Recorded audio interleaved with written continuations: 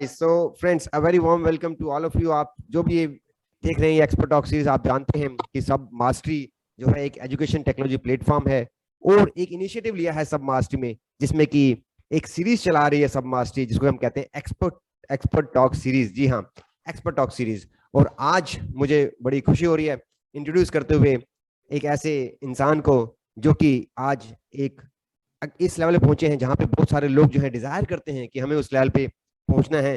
तो उन्होंने एक इंजीनियर से अपना करियर स्टार्ट किया और आज वो एक प्लांट में एज ए प्लांट हेड और मैन्युफैक्चरिंग ऑपरेशंस वो देख रहे हैं। और सबसे ज्यादा खुशी की बात मैं आपको ये भी बता दूं कि मेरे साथ वो मेरे कॉलेज में मेरे बैचमेट भी हैं।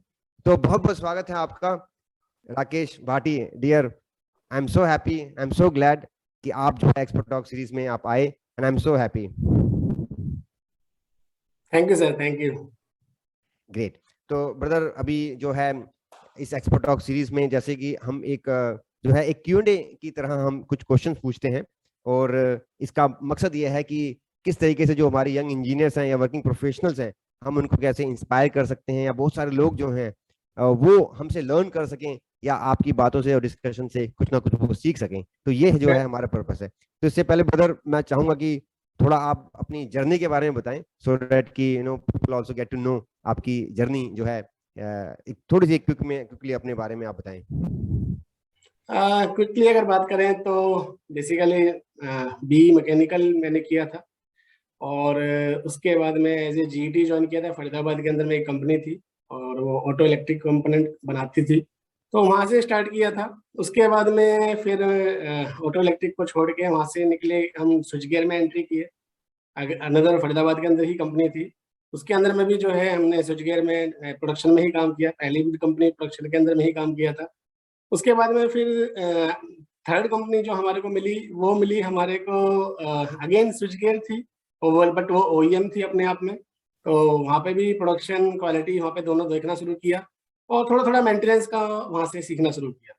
लेटर ऑन फिर उसके बाद में एक बात आई कि भाई स्विच गियर में जो है फ्यूचर नहीं है। तो कॉलेज से पास आउट थे, ज़्यादा कुछ इतना एक्सपीरियंस था नहीं, कोई गाइड करने वाला प्रॉपर था नहीं। तो ये था कि भाई जो मिल जाए ठीक है कर लेते हैं फिलहाल। लेकिन लेटर ऑन फिर बाद में जब इंडस्ट्री में घुसे तो लोगों ने बताया कि नहीं, ऑटोमोबाइल में बहुत बड़ा स्कोप होता है, स्विच गियर में कुछ नहीं होता है। तो ऑटोमोबाइल का एक क्रेज चढ़ा, अच्छी खासी नौकरी चेंज की और ऑटो सेक्टर में घुस गया। ठीक है, ऑटोमोबाइल एक एंसिलरी में गया मैं। ठीक है, ऑटो ऑटो एंसिलरी बहुत बड़ी एंसिलरी है वो, और ऑलमोस्ट सारे ही ओईएम्स को सप्लाई कर रहे हैं। नाम मैं जानबूझ के डिस्क्लोज नहीं कर रहा हूँ ठीक है, बट यह है कि सारी ही बड़ी कंपनी ब्रांडेड ब्रांड हमारी, मैंने जितनी भी कंपनियों में काम किया सारी ही बड़े बड़े ब्रांड रहे हैं। आज के डेट में भी बहुत बड़े बड़े ब्रांड हैं अपने आप में। एंड लेटर ऑन फिर उसके बाद में मैंने जो वहाँ पे ऑटोमोबाइल में चला गया, वो एंसिलरी में था। तो वहाँ के लोगों के अलग सपने थे। वहाँ के लोगों के सपने क्या थे कि नहीं जी, ओईएम होनी जरूरी है आपके रिज्यूम में ओईएम नहीं है तो आपको कोई पूछता नहीं है। तो हमने ओईएम की तरफ किया। फाइनली जो है एक ओईएम में भी काम किया। ठीक है, लेकिन ओईएम के अपने ही लफड़े हैं और ओईएम में आदमी सीखता कम है, घिसता ज्यादा है ठीक है, तो ओवरऑल जो है ओईएम में भी काम किया। बट ओईएम में काम करने के बाद में 3 साल में ये समझ में आ गया कि ओईएम में जो है लर्निंग जीरो है। आपको जो है सिर्फ आउटपुट से मतलब है, आपके सीनियर्स को सिर्फ आउटपुट आउटपुट से मतलब है, आपकी पर्सनल ग्रोथ कुछ नहीं हो रही है उस केस में।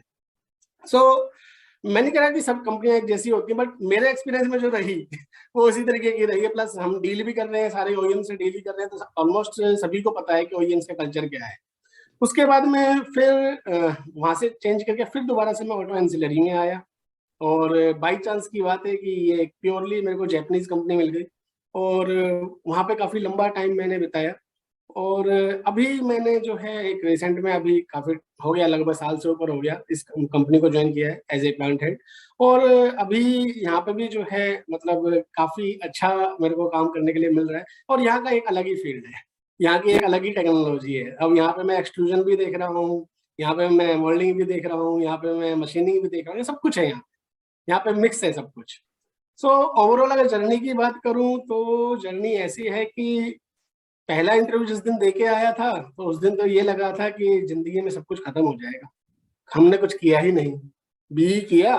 बीई करने के बाद पहला इंटरव्यू फरीदाबाद में एक कंपनी, बड़ी रेप्यूटेड कंपनी, आज भी कम से कम फरीदाबाद में ही 8 प्लांट है उनके। गए इंटरव्यू देने गए, फ्रेशर थे, इतना कुछ नॉलेज था नहीं, जिंदगी का पहला इंटरव्यू था। इंटरव्यू देते ही जिसने बंदे ने इंटरव्यू लिया, छुटता ही बोलता है, कहता है बेटे तुमसे ना हो पाएगा। अच्छा, ऐसे तुम, डिमोटिवेट, मतलब पहले इंटरव्यू में आपको पहले डिमोटिवेट कर इंटरव्यू में दिया? ही बहुत बुरी तरीके से जो है डिमोटिवेशन हुआ।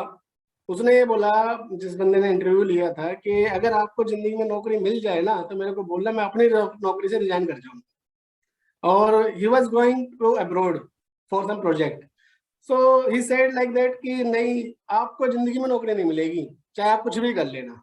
मतलब ऐसा उन्होंने भाई क्यों बोला? क्या मतलब नॉलेज उन्होंने देखा भाई चलो एक लड़का जो है प्राइवेट इंजीनियरिंग कॉलेज से आया है, तो क्या नॉलेज नहीं है, या फिर क्यों आपको लगता है इस तरीके की बात जो है? क्योंकि हमारे साथ इंजीनियर जो हमारे बहुत सारे जुड़े हुए हैं, उनके साथ भी कई बार ऐसा वाक्य होता है कि उनकी रिस्पेक्ट नहीं करते, अप्रिशिएशन नहीं दिया जाता। इंडस्ट्री में इवन काम कर रहे होते हैं तब भी होता है, और इंटरव्यू में तो जैसा आप कह रहे हैं ऐसा हमने भी बहुत बार सुना है। तो क्या लगता है ऐसा क्यों हुआ ऐसा? ऐसा होने का कारण, दो कारण है। दोनों ही तरफ से गलती थी, कहीं ना कहीं हमारी भी गलती थी, कहीं ना कहीं उन साइड से भी गलती थी। देखो, हमारी गलती ये थी कि कॉलेज से पास आउट बच्चा इतना ज्यादा इंडस्ट्री के बारे में नहीं जानता है। ठीक है, उनके जो क्वेश्चंस थे वो कोर टेक्निकल, बिल्कुल डेप्थ में जाके थे, जो उनकी प्रोसेस से रिलेटेड थे।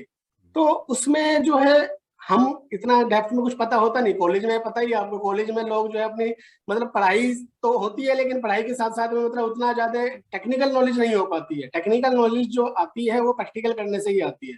तो प्रैक्टिकल का कोई एक्सपीरियंस था नहीं, थ्योरेटिकल थ्योरी थ्योरी लेके बैठे हुए थे। थ्योरी जितना बताया बताया, लेकिन डेप्थ में जब वो जाने लगे तो फिर हमारे को कहीं ना कहीं बैक फुट पे आना पड़ा। सेकंड थिंग, अब हमारी गलती ये थी कि हमें उतना एक्सपीरियंस नहीं था, हमने थोड़ा सा, हो सकता है उतनी अच्छी तैयारी नहीं करी, मैं ये कहूँगा। लेकिन उनकी तरफ से अगर मैं बात करूं, उनकी तरफ से क्या गलती थी कि उनको ये समझना चाहिए कि अगर कोई फ्रेशर आ रहा है तो उससे किस लेवल के क्वेश्चंस पूछने चाहिए, किस लेवल तक वो आंसर दे पाएगा। क्योंकि देखो, हर किसी का एक लेवल होता है। ठीक है, आपका फ्रेशर ले रहे हो तो उससे एक डिफरेंट सेट ऑफ क्वेश्चंस होंगे। आप 2-3 साल एक्सपीरियंस वाले बंदे को हायर करने जा रहे हो तो उसके एक डिफरेंट सेट ऑफ क्वेश्चंस होंगे। वहीं अगर आप 10-12 साल वाले बंदे को हायर करने जा रहे हो तो उसके एक डिफरेंट सेट ऑफ क्वेश्चंस होंगे। ठीक है, तो ये सब डिपेंड करता है कि भाई बंदे के सामने वाला कितना है। बट ये उस समय पे कहीं ना कहीं उनकी तरफ से भी एक, मैं कहूंगा, लैगिंग रही, कहीं ना कहीं उनकी तरफ से भी एक चूक रही। अदरवाइज इस तरीके का मतलब वो नहीं था। प्लस मैंने भी अपने करियर में बहुत बंदे हायर किए, बहुत बंदे, मतलब मैं बताऊं तो एन नंबर ऑफ कैंडिडेट्स मैंने हायर किए हैं। लेकिन कितना ही खराब से खराब कैंडिडेट आए, कभी भी ना उसको डिमोटिवेट नहीं करना जी। चाहिए। ये कह देना कि तुम्हें कहीं जॉब नहीं मिलेगी, तो अगर वो आज वीडियो देख रहे हो तो उनसे बता दिया जाए कि जॉब भी मिली और आज प्लांट हेड भी हैं। स्टैंडर्ड भी है। ठीक है। भाई जैसे ये मैं आपको यहाँ रोकना चाहूंगा, जैसे ऐसा बहुत होता है हमारे इंजीनियर के साथ भी या वर्किंग प्रोफेशनल के साथ भी, कि इंटरव्यू देने जाते हैं कई बार बहुत ज्यादा डीमोटिवेट हो जाते हैं। तो मैं समझता हूँ कि जैसे आप उस वक्त जब डीमोटिवेट हो गए और बिल्कुल इस तरीके से कहा गया, वो फ्रेशर इंजीनियर को कहा गया, एक तो पहली भाई जॉब मैकेनिकल इंजीनियर्स के लिए मार्केट में वैसे ही टोटा जो बोलते हैं पड़ा रहता है इंडस्ट्री में, बड़ी चैलेंज भी होते हैं। तो उस वक्त आपने जैसे डिमोटिवेट हुए, और मैं सोचता हूँ कि बाकी इंजीनियर्स भी डिमोटिवेट होते हैं, तो उस वक्त आपको क्या बुरा लगा, या फिर आपको लगा कि मतलब अब क्या करना चाहिए, या आज आप उसे जाके बोलोगे देख भैया ये देख 17 से 18 साल का भी कम टाइम में जो है आज जो है प्लांटर बन गया, तो अब आप अपना जो है रिजाइन दे दीजिए? अब मैं बताता हूँ इसके आगे कंटिन्यूशन स्टोरी। मैंने अभी आधी बताई थी, आगे की सुनो। तो उसने तो मेरे को बोल दिया कि भाई आप जीरो हो, आप कुछ नहीं कर सकते जिंदगी में। इवन तो पता है, उसने ये स्टेटमेंट भी बोल दी मेरे को कि आपने डिग्री पैसे से खरीद दी है, जी जी। आपको आता वाता कुछ नहीं है। तो ठीक है, कोई बात नहीं। मेरे को बड़ा, कहते हैं, हर्ट में बड़ा फील हुआ। बड़ा मतलब इवन आंखें भर आई थी उस टाइम पे। ऐसा हो गया कि यार, मतलब बंदे ने ऐसा कैसे बोल दिया। ठीक है, अब ऐसा तो है नहीं कि हमने भाई 4 साल मस्ती काटी थी। ठीक है, हमने पढ़ाई की थी। ठीक है, हमारी उतना नॉलेज बेस नहीं था, लेकिन पढ़ाई तो की थी हमने। ऐसे कैसे बोल दिया। अब यही सोचते सोचते मैं घर पहुंच गया। तो घर पहुंचा, तो घर में पहुंचने के बाद में घर वाले देखते हैं कि भाई क्या हुआ, पहला इंटरव्यू था, कैसा। सबकी एक्सपेक्टेशन थी कि कुछ लड़का करके आया होगा, लेकिन ये नहीं पता था कि लड़के की बहुत बड़ी वाली बेइज्जती हो चुकी है। तो अब लड़के की बिल्कुल ही, मतलब कुछ मन में बात करने की नहीं है, लेकिन फिर भी पूछा गया। तो शुरुआत से ही जो है एक ट्रांसपेरेंसी रही है घर में। तो घर में बता दिया जाता है कि सारा के भाई कैसे है क्या है। तो मैंने जो है बताया घर पे कि इस तरीके से हुआ। तो मेरे फादर ने मेरे को सजेस्ट किया, बोला एक काम करो, किसने बोला ना ऐसा, अब उसको रॉन्ग प्रूव करो। ठीक राइट। है, उन्होंने मेरे को गाइड किया। कहीं ना कहीं मेरे फादर भी इंडस्ट्री में थे, उनको सारा कुछ पता था कि इस तरह से हुआ करते। बोला इससे कोई इतना फर्क नहीं पड़ता है। कहते हैं, लोग कहते हैं, लोगों का काम है कहना। ठीक है, बोलो, उसकी बातों पर ज्यादा ध्यान नहीं देते। अगर आपने देखा हो संदीप महेश्वरी की वीडियोस में भी बहुत बड़े उन्होंने बोलता है कि सबसे बड़ा रोग क्या कहेंगे लोग। वो एकदम सच्ची बात है कि हम लोग जो है ना उसी चक्कर में फंस जाते हैं कि लोग क्या कहेंगे। अरे लोगों का काम है भाई कहने का, लोगों को कहने दो जो उनको कहना है, हमें अपना काम करना है। तो फादर ने यही समझाया, बोला डिमोटिवेट होने की जरूरत नहीं है, और कौन सा तुम्हारा कैरियर खत्म हो गया, और कौन सा अभी तो जस्ट पास आउट होके निकले हो, पहला इंटरव्यू दिया है, कोई बात नहीं, चलता है सब। तो उसके बाद में जो है मैंने और इंटरव्यू की कोशिश की। इंटरव्यू के सेकंड पे गया मैं, लेकिन वहां पे कुछ बात नहीं बन पाई, हाल तो उनकी तरफ से कोई ऐसा नेगेटिव भी नहीं आया। एक और इंटरव्यू दिया मैंने, वहां भी कुछ नहीं हो पाया। 3-4 इंटरव्यू देने के बाद में मतलब मुझे भी कहीं ना कहीं फील आने लग गई कि यार वो सही तो नहीं कह रहा था कहीं यार मतलब हमारे बस की कुछ भी नहीं है क्या। उसके बाद में सर सारी की सारी फरीदाबाद में जो लोग रहते हैं उनको पता है कि फरीदाबाद की इंडस्ट्री सारी मेन मथुरा रोड के ऊपर ऊपर ही है सारी। अभी तो चलो गुड़गांव शिफ्ट हो गया, उस समय की बात बता रहा हूँ, आज से करीब करीब 18 साल पहले की बात मैं बात कर रहा हूँ। उस समय पे सारा फरीदाबाद इंडस्ट्रियल एरिया बहुत बड़ा इंडस्ट्रियल एरिया, तो सारी इंडस्ट्री हाईवेज के दोनों साइड में है। तो मेरा घर भी जो था दिल्ली में था। तो फादर ने बोला भाई क्या हुआ, मैंने इंटरव्यू नहीं हो पा रही। बोले फिर क्या करने का प्लान है। मैं जी कुछ तो करने का प्लान है। बोला एक काम करो, रिज्यूम के ना प्रिंट आउट निकलवाओ बहुत सारे। मैंने कहा अच्छा, फिर हम रिज्यूम के प्रिंट आउट निकालो और लिफाफे खरीद के लाओ बहुत सारे। फिर ठीक है, मैं लिफाफे लेके आया, बहुत बड़े 2-3 बंडल लिफाफे के लेके आया। रिज्यूम मैंने फोटो कॉपी करा के और सारा वो है बनाया, और लिफाफे में वो सारे रिज्यूम डाले।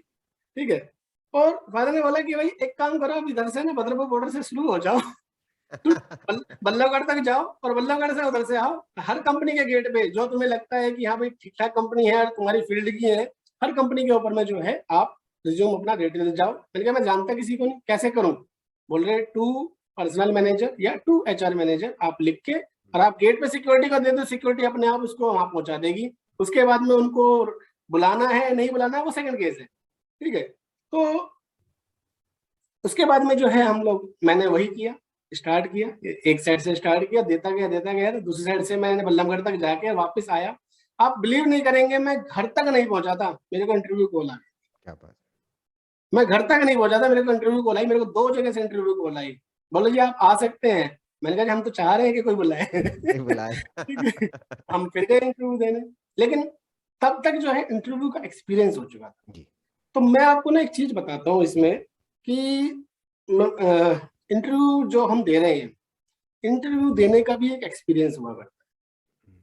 ठीक है, आपको अगर फेलियर मिल रहा है तो इसका मतलब ये नहीं है कि मतलब आपके अंदर में स्किल नहीं है या कुछ नहीं है। मेरा अपना एक्सपीरियंस कहता है कि इंटरव्यू देना भी एक स्किल है, और कोई भी काम आप करते हैं तभी सीख पाते हैं। मीन्स मैंने क्या किया, मैंने 3 से 4 इंटरव्यू दिए, फेलियर हुआ, बट उस 3 से 4 इंटरव्यू में मेरे को ये पता चल गया कि मार्केट में मेरे लेवल में पूछा क्या क्या जा रहा है।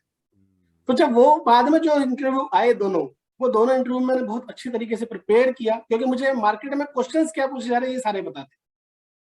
द मोमेंट मेरे को ये सारा नॉलेज आया, और जब मैंने इंटरव्यू दिया, आप बिलीव करोगे सेम डे मेरे को हाथ में अपॉइंटमेंट लेटर दिया उन लोगों ने। क्या बात है। और वो भी एक बहुत बड़ी ब्रांडेड कंपनी, MNC कंपनी। जी। ठीक है, तो मैं बड़ा खुश हुआ उस दिन। लेकिन रियलाइज यही हुआ कि इंटरव्यू देना भी अपने आप में एक कला है, और इंटरव्यू देना भी मतलब एक एक्सपीरियंस है। आप 3-4 जगह इंटरव्यू दो तो वो एक एक्सपीरियंस आपका बनता है। तो मैंने एक लर्निंग बनाई, और वो थ्रू आउट द लाइफ चलाई मैंने अपने, अभी तक भी चला रहा हूँ और आगे भी चलती रहेगी वो, कि कभी भी मेरा रिज्यूम जो है वो Naukri.com या जो भी हमारे जॉब पोर्टल्स हैं उनसे कभी भी मैं ऑफलोड नहीं करता, उनको हमेशा अपलोड करके रखता हूँ। हमेशा मेरे रिज्यूम जो है अपडेटेड रहते हैं, और हमेशा मैं इंटरव्यूज देता रहता हूँ, चाहे मेरे को जाना है चाहे नहीं जाना, that is a different case. मेरे को ज्वाइन करना है नहीं करना डिफरेंट केस है, बट एटलीस्ट मैं वहां पे इंटरव्यू दे के आ रहा हूँ। इंटरव्यू दे के आने से बेनिफिट ये रहता है कि एटलीस्ट मार्केट में चल क्या रहा है, मार्केट में पूछा क्या जा रहा है, वो हमारे को अप टू डेट रहता है। तो कहीं ना कहीं जो है हमारे को एक अंदर में ना कॉन्फिडेंस हमेशा बना रहता है कि हाँ हमें एटलीस्ट मार्केट के बारे में पता है कि क्या पूछा जा रहा है। तो ये ओवरऑल जो है मेरी अभी तक मैं बोलूँ तो जर्नी कहूँ या लर्निंग कहूँ इसको, तो लर्निंग ही है एक तरीके की। तो लर्निंग अभी तक यही रही है कि भाई इंटरव्यूज देते रहो, इंटरव्यू देना बंद मत करो। आपको ज्वाइन करना है नहीं करना है वो डिफरेंट केस हो जाता है। जो आपने कहा ना, जैसे भाई, तो यही मतलब सारे जो मैकेनिकल इंजीनियर से जो सुन रहे होंगे, इस वीडियो को भी देख रहे होंगे, तो उनकी भी अधिकतर लोगों की तो यही जर्नी रहती है। तो जैसे आपके साथ हुआ, मेरे साथ भी बिल्कुल ऐसे ही झोला उठा लिया और प्रिंट निकाल लिया, और पूरी चल पड़े। बदरपुर रोड पे जो सड़क में जो कंपनी है, वो 24 सेक्टर 25 सेक्टर सारी कंपनीज में जो है रिज्यूम डाल रहे हैं। और कई बार तो ऐसे भी हुआ, 3-4 जगह ऐसे भी चले गए, जो जॉब वो लोग होते हैं ना, जॉब देने वाले, जॉब कंसल्टेंसी के नाम पे जो ठग बैठे हुए हैं, वो जी 500 रुपये दे दो, हम आपके 3 इंटरव्यू करा देंगे। वो पहले से सेटिंग होती है उनकी, भैया फेल ही करना है। तो कुछ ऐसा भी जो है स्कैम जो होता है, मतलब मेरे साथ भी हुआ शुरू में। अब खुद आप समझ में आता है कि भैया जो पैसे मांगे, जो जॉब कंसल्टेंसी का मतलब वो बेकार है, जॉब कंसल्टेंसी, उस जॉब कंसल्टेंसी में आपको नहीं जाना है। और जो जी दूसरी बात आपने भाई जो सीखने को मिलती है आपसे कि हिम्मत जो है कोशिश करने वालों की हार नहीं होती। और सबसे अच्छी बात यह है कि आपके पेरेंट ने भी आपको सपोर्ट किया और आपको पुश किया इस चीज के लिए। तो बहुत सारे पेरेंट तो कई बार वो हिम्मत भी हार जाते हैं, वो सोचते हैं यार यार गलती तो नहीं कर दी हमने लड़के को इंजीनियरिंग करा के, और कई बार उसे डिमोटिवेट भी कर देते हैं। तो ये आप आई थिंक फादर के लिए भी आपके एक एप्रिसिएशन है। और शायद जो हमारे फादर हैं या फिर जो बड़े हैं, उनको भी सोचना चाहिए भाई ठीक है, थोड़ा समय लग सकता है, लेकिन अगर कोशिश करेंगे तो सफलता जरूर मिलेगी।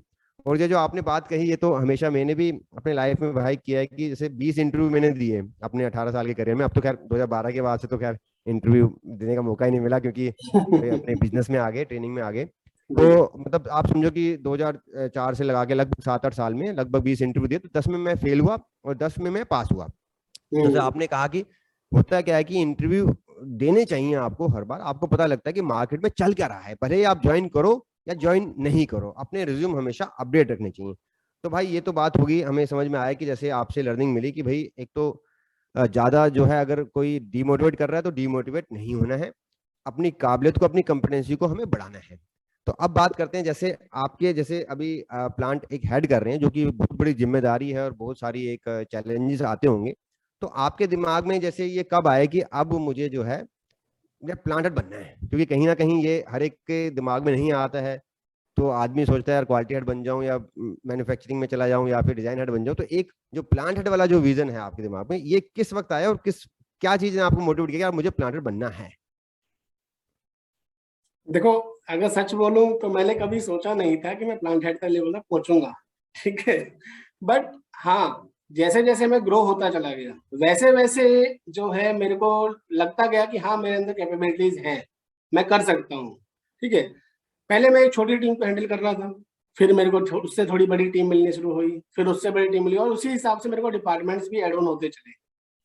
तो पहले एक डिपार्टमेंट देखा, फिर दो देखे, फिर तीन देखे, और ओवरऑल जो है कॉन्फिडेंस लेवल जो है अपना जो है अप होता चला गया। और एक कहते हैं ना कि संगति का बड़ा असर हुआ करता है। ठीक है। तो संगति के अगर मैं बात करूं तो कोशिश करें कि आपकी संगति अच्छे लोगों के साथ रहे। अब ये डिफाइन करना है कि भाई अच्छा कौन है बुरा कौन है, अपने आप को तो कोई बुरा नहीं मानता, हर आदमी अपने आप को अच्छा ही बोलता है। तो अच्छा कैसे कहें कि भाई कोई बंदा अच्छा कैसे है बुरा कैसे है। आप उसके साथ रहो, आप उसके साथ में समय लगाओ, किसी भी इंसान के साथ समय लगाओ, समय लगाओगे, आपको उसके बातचीत करने के तरीके से, आपको उसकी बॉडी लैंग्वेज, आपको उसकी एक्टिविटी से थोड़े ही दिनों में आपको पता चल जाएगा कि ये बंदा ठीक है या नहीं है, ये बंदा जो है पॉजिटिव की तरफ जा रहा है या नेगेटिव की तरफ जा रहा है। तो डूबती नाव पे सहारा ना ले। ठीक है। डूबती नाव का सहारा लोगे तो खुद भी डूबोगे।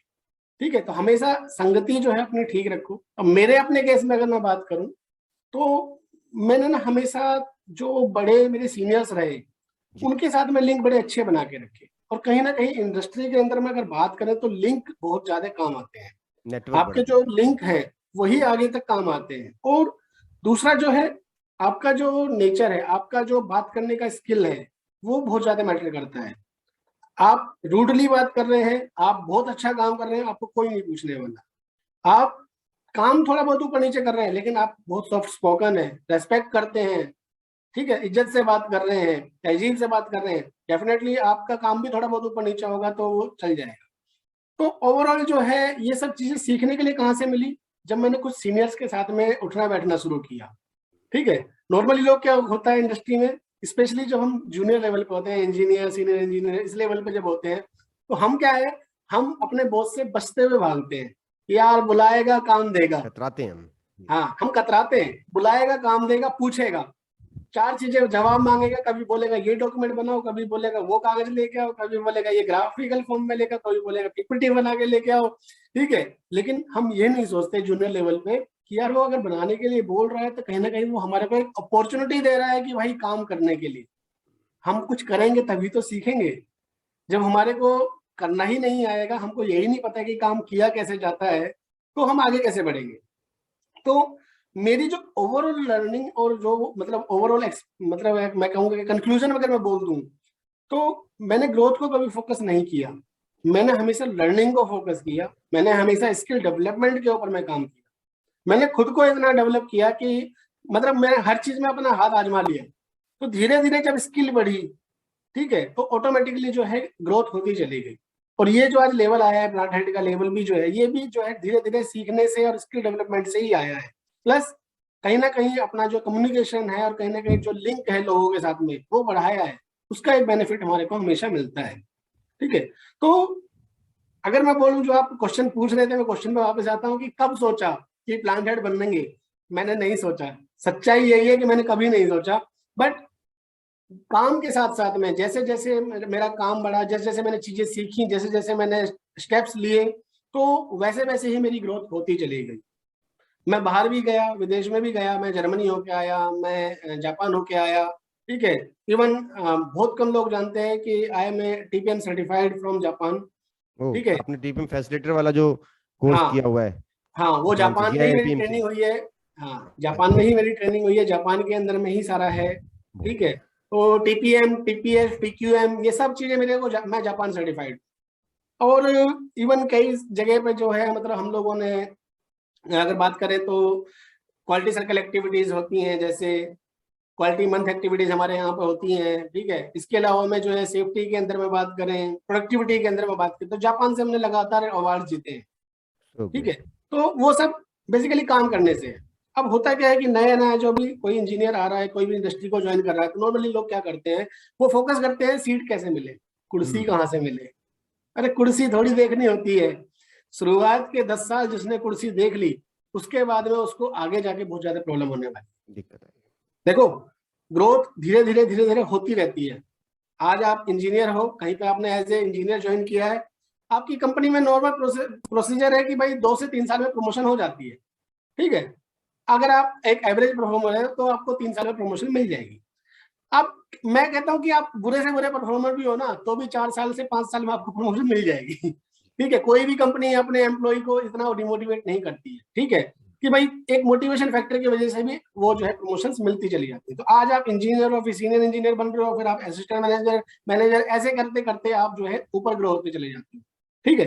अब जो बंदे स्टार्टिंग में अपने करियर में कुर्सी देखते हैं, चेयर ढूंढते हैं, मीन्स आराम ढूंढ रहे हैं, काम से भाग रहे हैं, काम को सीखने की बजाय बस ये है कि हाँ अब तो हम साहब बन गए, साहब की तरह बन के बैठ गए, तो उनको इनिशियल में तो आराम मिलेगा, नो डाउट।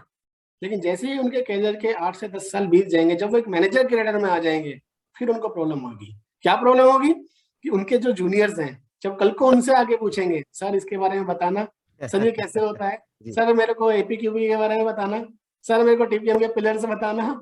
उस समय पे क्या होगा, आता तो कुछ है नहीं, तो क्या बगले झांक रहे होंगे इधर उधर, मुंह छिपा के भाग रहे होंगे।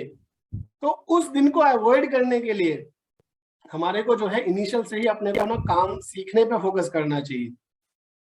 कल को जब सीनियर लेवल पे आ जाएंगे तो डिसीजंस लेने पड़ते हैं, बहुत जगह पर जो है आपको विजिट्स करनी पड़ती हैं, बहुत जगह आपको थर्ड पार्टीज को डील करना पड़ता है। अब अगर अंदर आपके अंदर में स्किल है तो आप प्रॉपरली डील कर पाओगे, अदरवाइज सामने वाला आपको बेवकूफ बनाएगा और कंपनी को कहीं ना कहीं लॉस होगा। और लॉस कोई कंपनी झेलती नहीं है, सबको पता होता है कि भाई क्या चल रहा है। तो ओवरऑल जो ऊपर वाला जो है ना, वो ऑब्जर्व करके सर्टेन टाइम के बाद में आपको साइड कर देगा।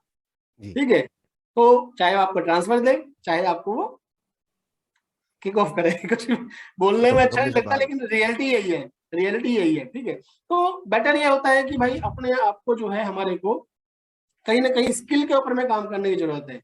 एक और इम्पोर्टेंट चीज बताता हूँ मैं, अगर जो लोग जो है प्लांट हेड बनना चाह रहे हैं या प्लांट हेड का सपना लेके चल रहे हैं, मैं आपको क्लियर बता दूं, सिंगल डिपार्टमेंट में मत काम करना। सिंगल डिपार्टमेंट मीन्स क्वालिटी में ही सारी जिंदगी निकाल दी, प्रोडक्शन में ही सारी जिंदगी निकाल दी। ठीक है। ऐसा नहीं करना है, आपको मल्टीपल डिपार्टमेंट का एक्सपीरियंस होना चाहिए, क्योंकि जब आप सीनियर रैंक पाएंगे, जब आप प्लांट हेड लेवल पाएंगे, तो आपको कंपनी के अंदर में जितने भी डिपार्टमेंट होते हैं, चाहे वो डायरेक्ट डिपार्टमेंट है, चाहे इनडायरेक्ट डिपार्टमेंट है, चाहे वो प्रोडक्शन है, क्वालिटी है, मेंटेनेंस है, चाहे वो परचेज है, अकाउंट्स है, या आपका जो है आईटी है, आपको नॉलेज सारी चाहिए, आपको सब चीजों के बारे में पता होना चाहिए, अदरवाइज आपका जूनियर आपको हमेशा बेवकूफ बनाएगा। ठीक है ना। तो ओवरऑल जो है कि अगर आपने प्लांट हेड का अगर अपना ले लिया है तो आपको सारे ही डिपार्टमेंट के अंदर में काम करना आना चाहिए। ठीक है। अब इसमें एक चीज आ जाती है, लोग बड़े परेशान हो जाते हैं कि यार मतलब मेरा जो डिपार्टमेंट है अभी प्रोडक्शन है, अब मैं कैसे डिपार्टमेंट को ट्रांसफर करवाऊं, क्वालिटी में कैसे करवाऊं, क्वालिटी में तो मेरे को कोई नहीं देगा। देखो, जरूरी नहीं है कि आपका ऊपर में आपके डिपार्टमेंट का ठप्पा लगे आपके ऊपर कि आप क्वालिटी में काम कर रहे हो तो ही आपको क्वालिटी के बारे में नॉलेज होगी, या आपके ऊपर में आके कहीं स्टैंप नहीं लगेगी आगे कि भाई इसने क्वालिटी में काम कर लिया, इसने प्रोडक्शन में काम कर लिया तो ही आप प्लांटेड हो। अगेन मैं बोल रहा हूँ, मेन चीज जो मैटर करती है वो है स्किल। आपको क्वालिटी के बारे में सारा पता होना चाहिए, क्वालिटी सिस्टम सारे पता होने चाहिए, आपको जितने भी स्टैंडर्ड्स हैं उसके बारे में नॉलेज होनी चाहिए, अकाउंट्स के बारे में नॉलेज चाहिए। नॉलेज लेने के लिए क्या करो, उन लोगों के साथ में मिलना शुरू करो, उन लोगों के साथ में बातचीत करना शुरू करो, उन लोगों के साथ उठना बैठना शुरू करो। चार चीजें जब उनसे डिस्कस करोगे तो ऑटोमेटिकली समझ में आ जाएगी। और होता भी क्या है, मैक्सिमम क्या है, हम किसी के साथ भी बैठेंगे सबसे पहला जो होता क्या है, आइदर आप शुरू करोगे आइदर सामने वाला शुरू करेगा। क्या, अरे यार ये ना इन्होंने बड़ी दिक्कत कर रखी है ना, बड़े क्वालिटी वालों से बड़े दुखी है। बोलो क्या हो गया, बोलो भाई ये वाला इशू आ रहा है और ये वाले इशू के अंदर में इन्होंने ये एक्शन लिया जबकि इस वाले एक्शन से कोई इफेक्ट नहीं आ रहा। ये हमने जो एक्शन बताया था ये वाला एक्शन था, इसे हमने किया एक बार में हो गया। अब कहीं ना कहीं आपकी लर्निंग बढ़ गई। ठीक है ना। मैंने जस्ट एग्जांपल वैसे लिया कि मींस वो कुछ बताना चाह रहे हैं, करना कुछ और है। ठीक है। लेकिन जब तक हमारे को ये नहीं पता चलेगा कि भाई क्या सही है क्या गलत है, तब तक हम उसके ऊपर डिसीजन नहीं ले पाएंगे। और क्या सही है क्या गलत है वो कैसे पता चलेगा, जब सामने वाले किसी बंदे के साथ, नॉलेजेबल बंदे के साथ में हम बैठे होंगे, उठेंगे बैठेंगे, चार चीजें वो अपनी जब डिस्कशन करेगा ना तो उसमें से दो चीजें आपके माइंड में घुस जाएंगी। बैलेंस शीट के बारे में मैं ईमानदार से बताऊं, मैंने बैलेंस शीट के बारे में कभी नहीं देखा। ठीक है। लेकिन एक सीखने की चाहत थी। ठीक है। सीखने की चाहत आई, बैलेंस शीट पढ़नी सीख ली। कहाँ से सीखी, यूट्यूब से सीख ली। यूट्यूब से सीखी, कुछ कंपनी के अंदर में जो लोग थे हमारे सीनियर, कुछ यूट्यूब से अपना एक बेस लेके गए, कुछ उनसे डिस्कस किया, जो चीजें यूट्यूब से समझ लिया उनसे जाके पूछ ली, सर ये क्या होता है, इसको कैसे देखते हैं, पी रेशियो क्या होता है, आपका पैट क्या होता है, हमें नहीं बताते। कुछ यूट्यूब से सीखा, कुछ हमने वहां पे जाके पूछा। और आज की डेट में अगर बात करो, अगर लर्निंग की अगर बात करें तो आज की डेट में यूट्यूब एक ऐसा प्लेटफॉर्म है जिसके ऊपर में सब कुछ मिल जाता है, आपको पैसा भी खर्च करने की जरूरत नहीं है। तो सीखने की चाहत होनी चाहिए। तो ये है कि ओवरऑल मतलब ये है कि मेरा कहने का कंक्लूजन अगर मैं बोलूं तो मल्टीपल डिपार्टमेंट्स में एक्सपीरियंस लो, डिपार्टमेंट ट्रांसफर की जरूरत नहीं है, उसकी स्किल सीखो, उसके काम सीखो, डिपार्टमेंट के काम सीखो, काम सीखो, अपने आप को काबिल बनाओ। काबिल बनाओगे तो ऑटोमेटिकली ग्रोथ होती चली जाएगी, उसमें कोई दिक्कत नहीं है। जी भाई, जैसे हमारे और भी इंटरव्यूज हुए एक्सपर्ट टॉक सीरीज में, तो एक चीज जो कॉमन निकल के आई ना सारी, जो आपकी बात से भी एक समझ में आ रहा है कि जो अपनी लर्निंग है वो आपको ये रोकनी नहीं है। तो ये जो प्लांट हेड बनना, क्वालिटी हेड बनना, कॉर्पोरेट क्वालिटी में काम करना, लीड ऑडिटर बनना, या जो भी आप बनना चाहते हैं, दैट इज द आउटकम। वो तो आपका आउटकम है। लेकिन अगर आपने आइडेंटिफाई कर लिया क्या लर्निंग होनी चाहिए या मुझे क्या जो है स्किल गेन करनी है, और अगर आपने वो संगत कर ली, वो एनवायरनमेंट अगर आपने क्रिएट कर लिया, तो डेफिनेटली जो है 100% आपको, अगर इनपुट सही होगा तो आपको आउटपुट बाय डिफॉल्ट सही मिलना ही मिलना है। तो भाई जैसे आपने ये जो कहा, तो जैसे एक अभी हमारे बहुत सारे जो मेंबर्स हैं सब मास्टरी कमेटी के, जो क्वालिटी हमारा डिवीजन है, जैसे बहुत सारे मेंबर जो हैं वो अभी सिस्टम्स और क्वालिटी सिस्टम, IATF, ISO 9001 ये सब जो कर रहे हैं या कहीं उन्होंने किया भी है, उन्हें बहुत इसके फायदे मिले। तो इसके बारे में आप क्या कहना चाहोगे? जैसे आपने कहा कि भाई किसी को आगे बढ़ना है, चाहे प्लांटेड बनना है, तो उसे मल्टीपल डिपार्टमेंट की नॉलेज होनी चाहिए। तो आपको लगता है कि यार इससे तो बड़ा अच्छा होता है कि उसे बाय डिफॉल्ट सारे डिपार्टमेंट नॉलेज बाय डिफॉल्ट हो जाती है? नहीं, बाय डिफॉल्ट तो कैसे नॉलेज होगी, बाय डिफॉल्ट तो नहीं हो मतलब सकता। एक एक एक इंटरनल ऑडिटर बनता है, उसे मौका मिलता है दूसरे को ऑडिट करने का, ये मैं आपसे कहना चाह रहा हूँ। तो आपको लगता है कि ये बड़ा अच्छी बात है कि एज ए इंटरनल ऑडिटर आपको मौका मिलता है कि आप दूसरे डिपार्टमेंट में जाकर ऑडिट करो, तो एटलीस्ट आपको एक मौका मिल जाता है। क्योंकि ऐसा होता है भाई, बताते भी नहीं कई लोग, आप मेरे परचेज से पूछो भाई अपनी बातें बताएगा नहीं, लेकिन अगर एज ए इंटरनल ऑडिटर जा रहे हो तो उसको बतानी पड़ेगी, उसको SOP भी आपको दिखानी पड़ेगी, अपने डॉक्यूमेंट भी दिखाने पड़ेंगे। तो आपको लगता है कि ये बहुत अच्छा तरीका है, वन ऑफ द वे है? ऑडिटिंग जो है ना, ऑडिटिंग सबसे बेस्ट मेथड है टू लर्न थिंग्स। क्योंकि अगर आप बात करें ऑडिट चेकशीट जो है, ऑडिट चेकशीट में वो सारी बारीकियां लिखी होती हैं जिससे कंपनी के बिजनेस पे इंपैक्ट आ सकता है। तो अगर आपको किसी भी डिपार्टमेंट के प्रोसेसेस के बारे में समझना है तो आप उसकी ऑडिट चेकशीट को सबसे पहले तो पढ़ें, और अगर चांस मिलता है इंटरनल ऑडिटर बनने का तो जरूर बनना चाहिए। इंटरनल ऑडिट बने और डिफरेंट डिपार्टमेंट्स का ऑडिट करें।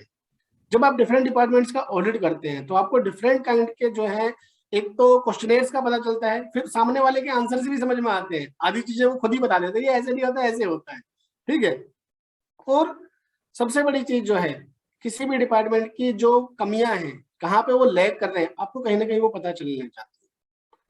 तो ऑडिटिंग करना अपने आप में एक बहुत बड़ा, कहते हैं कि एक मेथड है, अपने आप में एक बहुत ही अच्छा मेथड है कि आप जो है अपने कहीं भी किसी भी एरिया में जिसकी भी नॉलेज आप लेना चाह रहे हो उसकी जो है आप अच्छी तरीके से नॉलेज ले सकते हैं थ्रू ऑडिटिंग। तो बहुत बढ़िया भाई। ओवरऑल अगर मैं बात करूं तो हमारे को जो है as a auditor, as a being internal auditor बनने का अगर मौका मिल रहा है तो उसको खोना नहीं है, और इंटरनल ऑडिटर बनो, जाके चीजों को देखो, और कहीं ना स्टैंडर्ड्स को हम हमेशा याद रखो। स्टैंडर्ड्स जो भी हैं स्टैंडर्ड्स को फॉलो कराएं। स्टैंडर्ड्स हमारे आईआईटीएफ हो, आईएसओ हो, टीएस हो, कोई भी हो, हर कोई स्टैंडर्ड की बात करता है। और अगर बात करूं मैं आगे कैरियर में भी, तो कहीं भी चले जाइएगा स्टैंडर्ड्स जो है हर कोई पूछेगा आपसे, ठीक है। कोशिश करें जापानीज स्टैंडर्ड्स को जरूर लर्न करें, क्योंकि हम लोग जो कॉलेज में पढ़ रहे हैं और जो हम इंडस्ट्री में आगे कर रहे हैं वो एक डिफरेंट ही है। और जापानीज स्टैंडर्ड्स जो है ना, वो वर्ल्ड वाइड सारी कंपनियां फॉलो करती हैं, चाहे वो किसी भी फील्ड की कंपनी, चाहे वो स्विचवेयर हो, ऑटो इंडस्ट्री हो, केमिकल इंडस्ट्री हो, कोई भी है। लेकिन जापानीज कल्चर को, जापानीज जो वर्किंग सिस्टम है उसको हर कोई फॉलो करता है, हर कोई फॉलो करता है। तो हमारे को जो है कोशिश यही करनी है कि जापानीज को सीखना है, पीपीएस को सीखना है, टीपीएम को सीखना है। तो जापानीज सिस्टम जितना जल्दी सीखोगे, जितना अच्छे से सीखोगे, उतना आपको आगे जाके बेनिफिट मिलेगा। तो लीन मैन्युफैक्चरिंग है, टीपीएम है, मतलब लीन जो में टीपीएम बेसिकली, है तो ये लीन में सारा कुछ ही कवर हो जाता है। सारा लीन कुछ कवर की हो हम जाता है। बात जी करें तो लीन अपने आप में एक बहुत बड़ी फील्ड हो जाती है। लीन अगर आप कर लेते हो, लीन आप सीख लेते हो, तो ओवरऑल आपको समझ लो कि आपको सब कुछ ही आ गया। जी जी जी। तो ये बहुत जरूरी है जो आपने कहा कि लर्निंग करना बहुत जरूरी है और अपने आप पर जो है काम करना जरूरी है, वर्क करना जरूरी है। अगर हमें आउटपुट चाहिए तो इनपुट पे तो काम करना ही पड़ेगा। अब कई बार बिल्कुल। ऐसे होता है कि अब जो देखो देख रहे हैं और आप देखोगे, मैं मतलब इसमें कितने व्यू आते हैं आप देखेगा, और अगर एक डांस किसी का चल रहा है, किसी का गाना चल रहा है या कोई सेक्सुअल कंटेंट चल रहा है तो उस पर आप देखें कितने व्यू आते हैं। तो कहीं ना कहीं ये भी है कि हमें डिसाइड करना है कि अपना वक्त और समय कहाँ पे हमें लगाना है और कहाँ पे वक्त जो है फोकस करना जरूरी है। क्योंकि देखो टाइम तो लिमिटेड ही है, अगर 24 घंटे का समय है तो हर एक के पास 24 घंटे का समय है, तो समय कहाँ लगा रहे हैं, टाइम कहाँ लगा रहे हैं, ये भी एक बहुत ज्यादा जो है जरूरी है। जरूरी है। और जैसे हमने बात करी पहले फेज में, आपने बात किया कैसे आपने स्ट्रगल किया करियर में, और फिर उसके बाद आपने हिम्मत नहीं हारी, और फिर आपने कैसे जो अपनी जर्नी बताई कि परसिस्टेंस और धैर्य रखते हुए आपने जॉब प्राप्त करी, और उसके बाद फिर आपने मेहनत करी, और फिर आपने एक आज जैसे प्लांट हेड के आप लेवल पे आप आए हैं।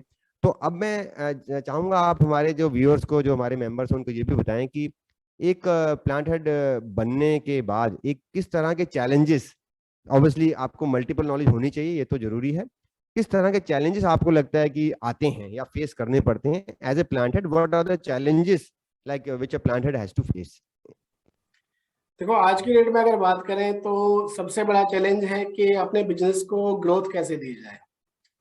कोई भी प्लांट हेड है, ठीक है, अल्टीमेटली प्लांट हेड बनना एक अपने आप में बहुत बड़ी जिम्मेदारी है, ठीक है। और कोई भी ओनर है, जो भी आपका कंपनी के जो भी सीनियर्स हैं, जो भी मतलब आपके ऊपर में है, तो उनकी एक ही एक्सपेक्टेशन होती है कि कंपनी को प्रॉफिट में कैसे लाया जाए और कंपनी से मैक्सिमम प्रॉफिट कैसे निकाला जाए, और जो भी रिसोर्सेज अवेलेबल है उनको इफेक्टिवली कैसे यूटिलाइज किया जाए।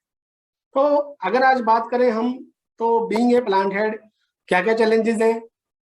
मैनेजमेंट जो ऊपर में जो हमारे बैठी हुई है, उनकी एक्सपेक्टेशन है कि मिनिमम मैन पावर हो, मिनिमम मिनिमम जो है हमारी जो है बिजली खर्च हो, मैक्सिमम आउटपुट निकले, ठीक है। प्रॉफिटेबिलिटी प्रोडक्ट के ऊपर में इतनी होनी चाहिए कि हमारे सारे एक्सपेंसिव निकल के भी अच्छा खासा जो है अमाउंट उनको बच जाए, ठीक है। तो इन सबको करने के लिए क्या करना पड़ेगा, अब हमारे को डिफरेंट डिफरेंट टाइप की एक्टिविटीज करनी पड़ेगी। अब एक्टिविटीज इनिशिएट करना बड़ा आसान है, लेकिन इन एक्टिविटीज को जो है एग्जीक्यूट कराना और उनको सस्टेन कराना वो बड़ा डिफिकल्ट होता है। मीन्स आज हमने कोई काइजन किया, काइजन करने के बाद हमने एक मैन पावर सेव कर दी, ठीक है, आज वो सेव हो गई, सेविंग दिखा देगा प्रोडक्शन वाला, लेकिन आप 10 दिन बाद जाके देखोगे तो वो बंदा फिर लगा पड़ा होगा वहां पे, ठीक है। तो सस्टेनेंस नहीं रहता है। तो हम लोग बीइंग सीनियर, हम लोगों को ये देखना होता है कि भाई जो चीजें कराई जा रही हैं, जो चीजें हो रही हैं, क्या वो सस्टेनेंस में भी आ रही हैं, नहीं आ रही हैं। वन टाइम एक्टिविटी हो रही है, वन टाइम में इन्होंने दिखा दिया, लेकिन वो सस्टेन हो रही है नहीं हो रही है, तो वो कहीं ना कहीं एक चैलेंज आता है। फिर आज की डेट में जैसे कोविड वगैरह काफी ज्यादा है, तो अभी तो वैसे ही ये अपने आप में चैलेंजेस से बहुत बार स्ट्रगल हो जाता है कि अब मैन पावर ही नहीं है प्लांट के अंदर में। उधर से कस्टमर जो है प्रेशर कर रहा है कि भाई ऑर्डर चाहिए ऑर्डर चाहिए, उसकी मैन पावर आ रही है, हमारी नहीं आ रही। हमारे रीजन में कोविड फैला, उसके में नहीं फैला है, उसका प्लांट चल रहा है, तो ओवरऑल हमारे को कैसे ना कैसे करके मैनेज करना होता है। तो उस समय पे एक बड़ा चैलेंज बन जाता है कि जैसे सेफ्टी प्रोडक्ट है, सेफ्टी प्रोडक्ट में हम हर किसी से प्रोडक्ट नहीं बनवा सकते, क्योंकि किसी की जिंदगी का और मौत का सवाल होता है, तो हमारे को बड़ा केयर रखना पड़ता है, बड़ा टेक केयर करके पार्ट बनवाने पड़ते हैं। तो ओवरऑल जो है उस समय पे बड़ी प्रॉब्लम आती है जब हमारे को कहीं ना कहीं जो है इस तरीके के मतलब प्रेशर होते हैं कि भाई प्रोडक्शन देनी है, लेकिन स्किल्ड मैन पावर की कमी होती है, तो वो एक अचीव करना अपने आप में एक चैलेंज है। तो उस समय पे अगर आपने मल्टी स्किलिंग वगैरह पे काम किया हुआ है, पहले से ही टीम को डेवलप किया हुआ है, तो कहीं ना कहीं आपको बेनिफिट मिल जाता है। जैसे मैंने क्या किया हुआ है अभी तक कि हम लोग जो भी हायरिंग करते हैं, किसी भी डिपार्टमेंट की हायरिंग अगर होगी तो वो डायरेक्टली प्रोडक्शन डिपार्टमेंट में हायरिंग होगी और कहीं हायरिंग नहीं करते। ठीक है, जितने भी लोग आएंगे, जितने भी मतलब मैं अगर बात करूं तो एग्जीक्यूटिव ग्रेड तक की जीटीज वगैरह या हमारे जो एसोसिएट्स हैं, वो सारे के सारे लोग जो हैं वो सबसे पहले प्रोडक्शन डिपार्टमेंट के अंदर में ही जो है वो हायर किए जाएंगे। उसके बाद में वो 6 महीने प्रोडक्शन के अंदर में काम करेंगे, उसके बाद ही रेस्पेक्टिव डिपार्टमेंट में उनको ट्रांसफर किया जाता है। अब होता क्या है, 6 महीने काम करने के बाद में एटलीस्ट वो एक दो ऑपरेशन करना सीख जाते हैं, तो इमरजेंसी में कल को अगर कभी मैन पावर शॉर्ट होती है तो अदर डिपार्टमेंट से मैन पावर लेके हम अपना काम चला लेते हैं। तो ये ये तो बहुत हमारा एक अच्छी कहते हैं टेक्निक ना आपने हिडन बताई। हिडन वो बहुत है ये टैक्टिस, जिसको हम ये यूज बहुत अच्छी करते टैक्टिस बताई है। हैं। मतलब लोग मल्टी स्किलिंग में बड़ी मेहनत करनी पड़ती है। अब जब जी मैं भी मिंडा ग्रुप में था तो एक बार ऐसे होता है कहीं ना कहीं, देखिए कुछ ना कुछ केसेस हो जाते हैं। हालांकि मिंडा में तो ऐसे कुछ बड़ी दिक्कत नहीं थी कि स्ट्राइक वगैरह की, लेकिन एक प्रिपरेशन जो तैयारी कैसे कराई कि स्टाफ को भी जो है काम पे लगाया गया या उसको भी एक उसकी स्किल जो है वो बढ़ाई गई। ऐसा बहुत सारी कंपनी है जहाँ पे इस तरह की स्थिति हुई कि जहाँ पे स्ट्राइक हो गई और उसके बाद फिर स्टाफ को या फिर मल्टी स्किलिंग जो करी। तो आपका जो तरीका तो वंडरफुल तरीका है, बहुत बढ़िया तरीका है कि पहले ही उसे प्रोडक्शन में लगा दो, एक आध प्रोसेस जो है वो उससे करवा लो, ताकि जब कभी ऐसी सिचुएशन हो तो डेफिनेटली वो मल्टी स्किलिंग का भी रोल प्ले वो करेगा और फिर वो समझता भी है चीज को कि क्या से बिल्कुल। शॉप में क्या काम होता है और उसका भी डीलिंग जो है उसी प्रकार से फिर वो कर पाता है। तो आई थिंक ये तो बड़ा अच्छा आपने प्रैक्टिस बताई। तो ये शुरुआत इस तरीके से की जा सकती है। तो अब जैसे अभी आपने अभी एक आपकी जर्नी चली, शुरुआत हुई आपकी और अभी इस समय आप प्लांट हेड हैं, तो अब क्या आप सोचते हैं, अब नेक्स्ट लेवल क्या सोचते हैं कि अब मुझे सीईओ बनना है या फिर क्या मतलब एक what is that next aspiration, मैं जानना चाहूंगा भाई क्या आती है एक जो हमारे प्लांट हेड बन जाते हैं जब अपनी एस्पिरेशन एक एक गोल आप पूरा करते हैं तो ऑब्वियसली नेक्स्ट गोल कहीं ना कहीं दिमाग में आते हैं। तो अब आपका क्या एक गोल है या क्या आपका एस्पिरेशन है, मैं चाहूंगा वो भी आप हमारे मेंबर्स के साथ शेयर करें। देखो मेरा ना एक शुरू से ही एक एस्पिरेशन रहा है, तो वो एस्पिरेशन ये रहा है कि कहीं ना स्किल डेवलपमेंट को लेके मेरे को काम करना है। मैं आगे जाके हो सकता है कोई एनजीओ टाइप का कुछ ओपन करने का प्लान है मेरा। उसमें क्या है कि हम लोग ना कैंपस इंटरव्यू के थ्रू मैन पावर लेके आते थे, तो वहाँ क्या है, हमने पूरी ही इंडिया के अंदर में हमने जो है डिफरेंट डिफरेंट स्टेट्स के अंदर में हमने जो है मैन पावर हायर की। लेकिन हमने देखा कि एजुकेशन लेवल है ना वो बहुत ही ज्यादा लो हो चुका है एजुकेशन में। ठीक है, लोग बीटेक कर रहे हैं लेकिन उनको ये नहीं पता है कि लिस्ट काउंट क्या होता है। ठीक है, और तो और उनको छोड़ो, स्टूडेंट्स को छोड़ो, उनके टीचर्स को नहीं पता लिस्ट काउंट होता है। ठीक है, कैपेसिटर क्या होता है नहीं पता है।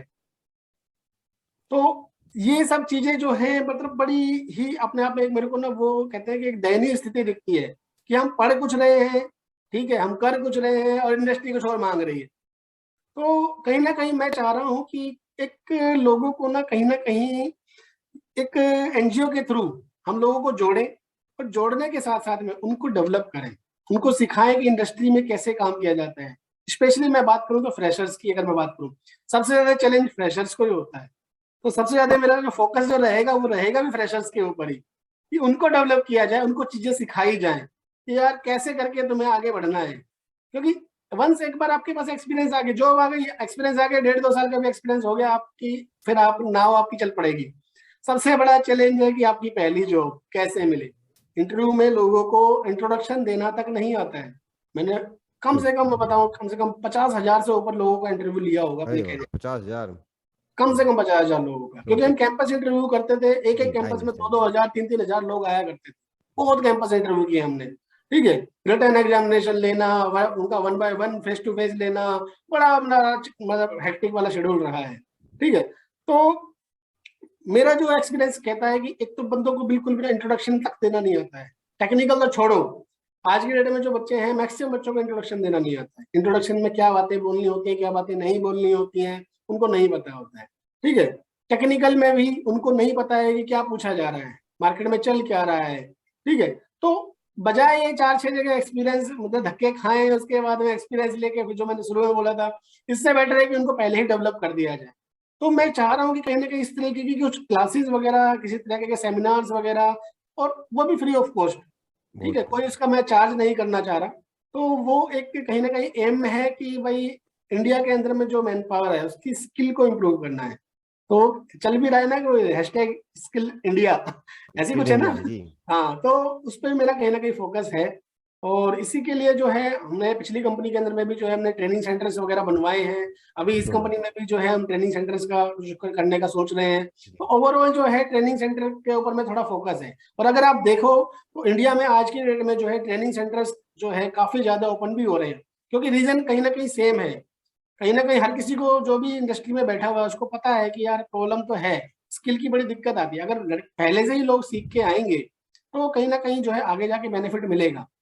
तो इसी तरीके से हमारे हमने ना एक ओईएम के अंदर में जो है हमने डोजो मैनुअल बनवाया था।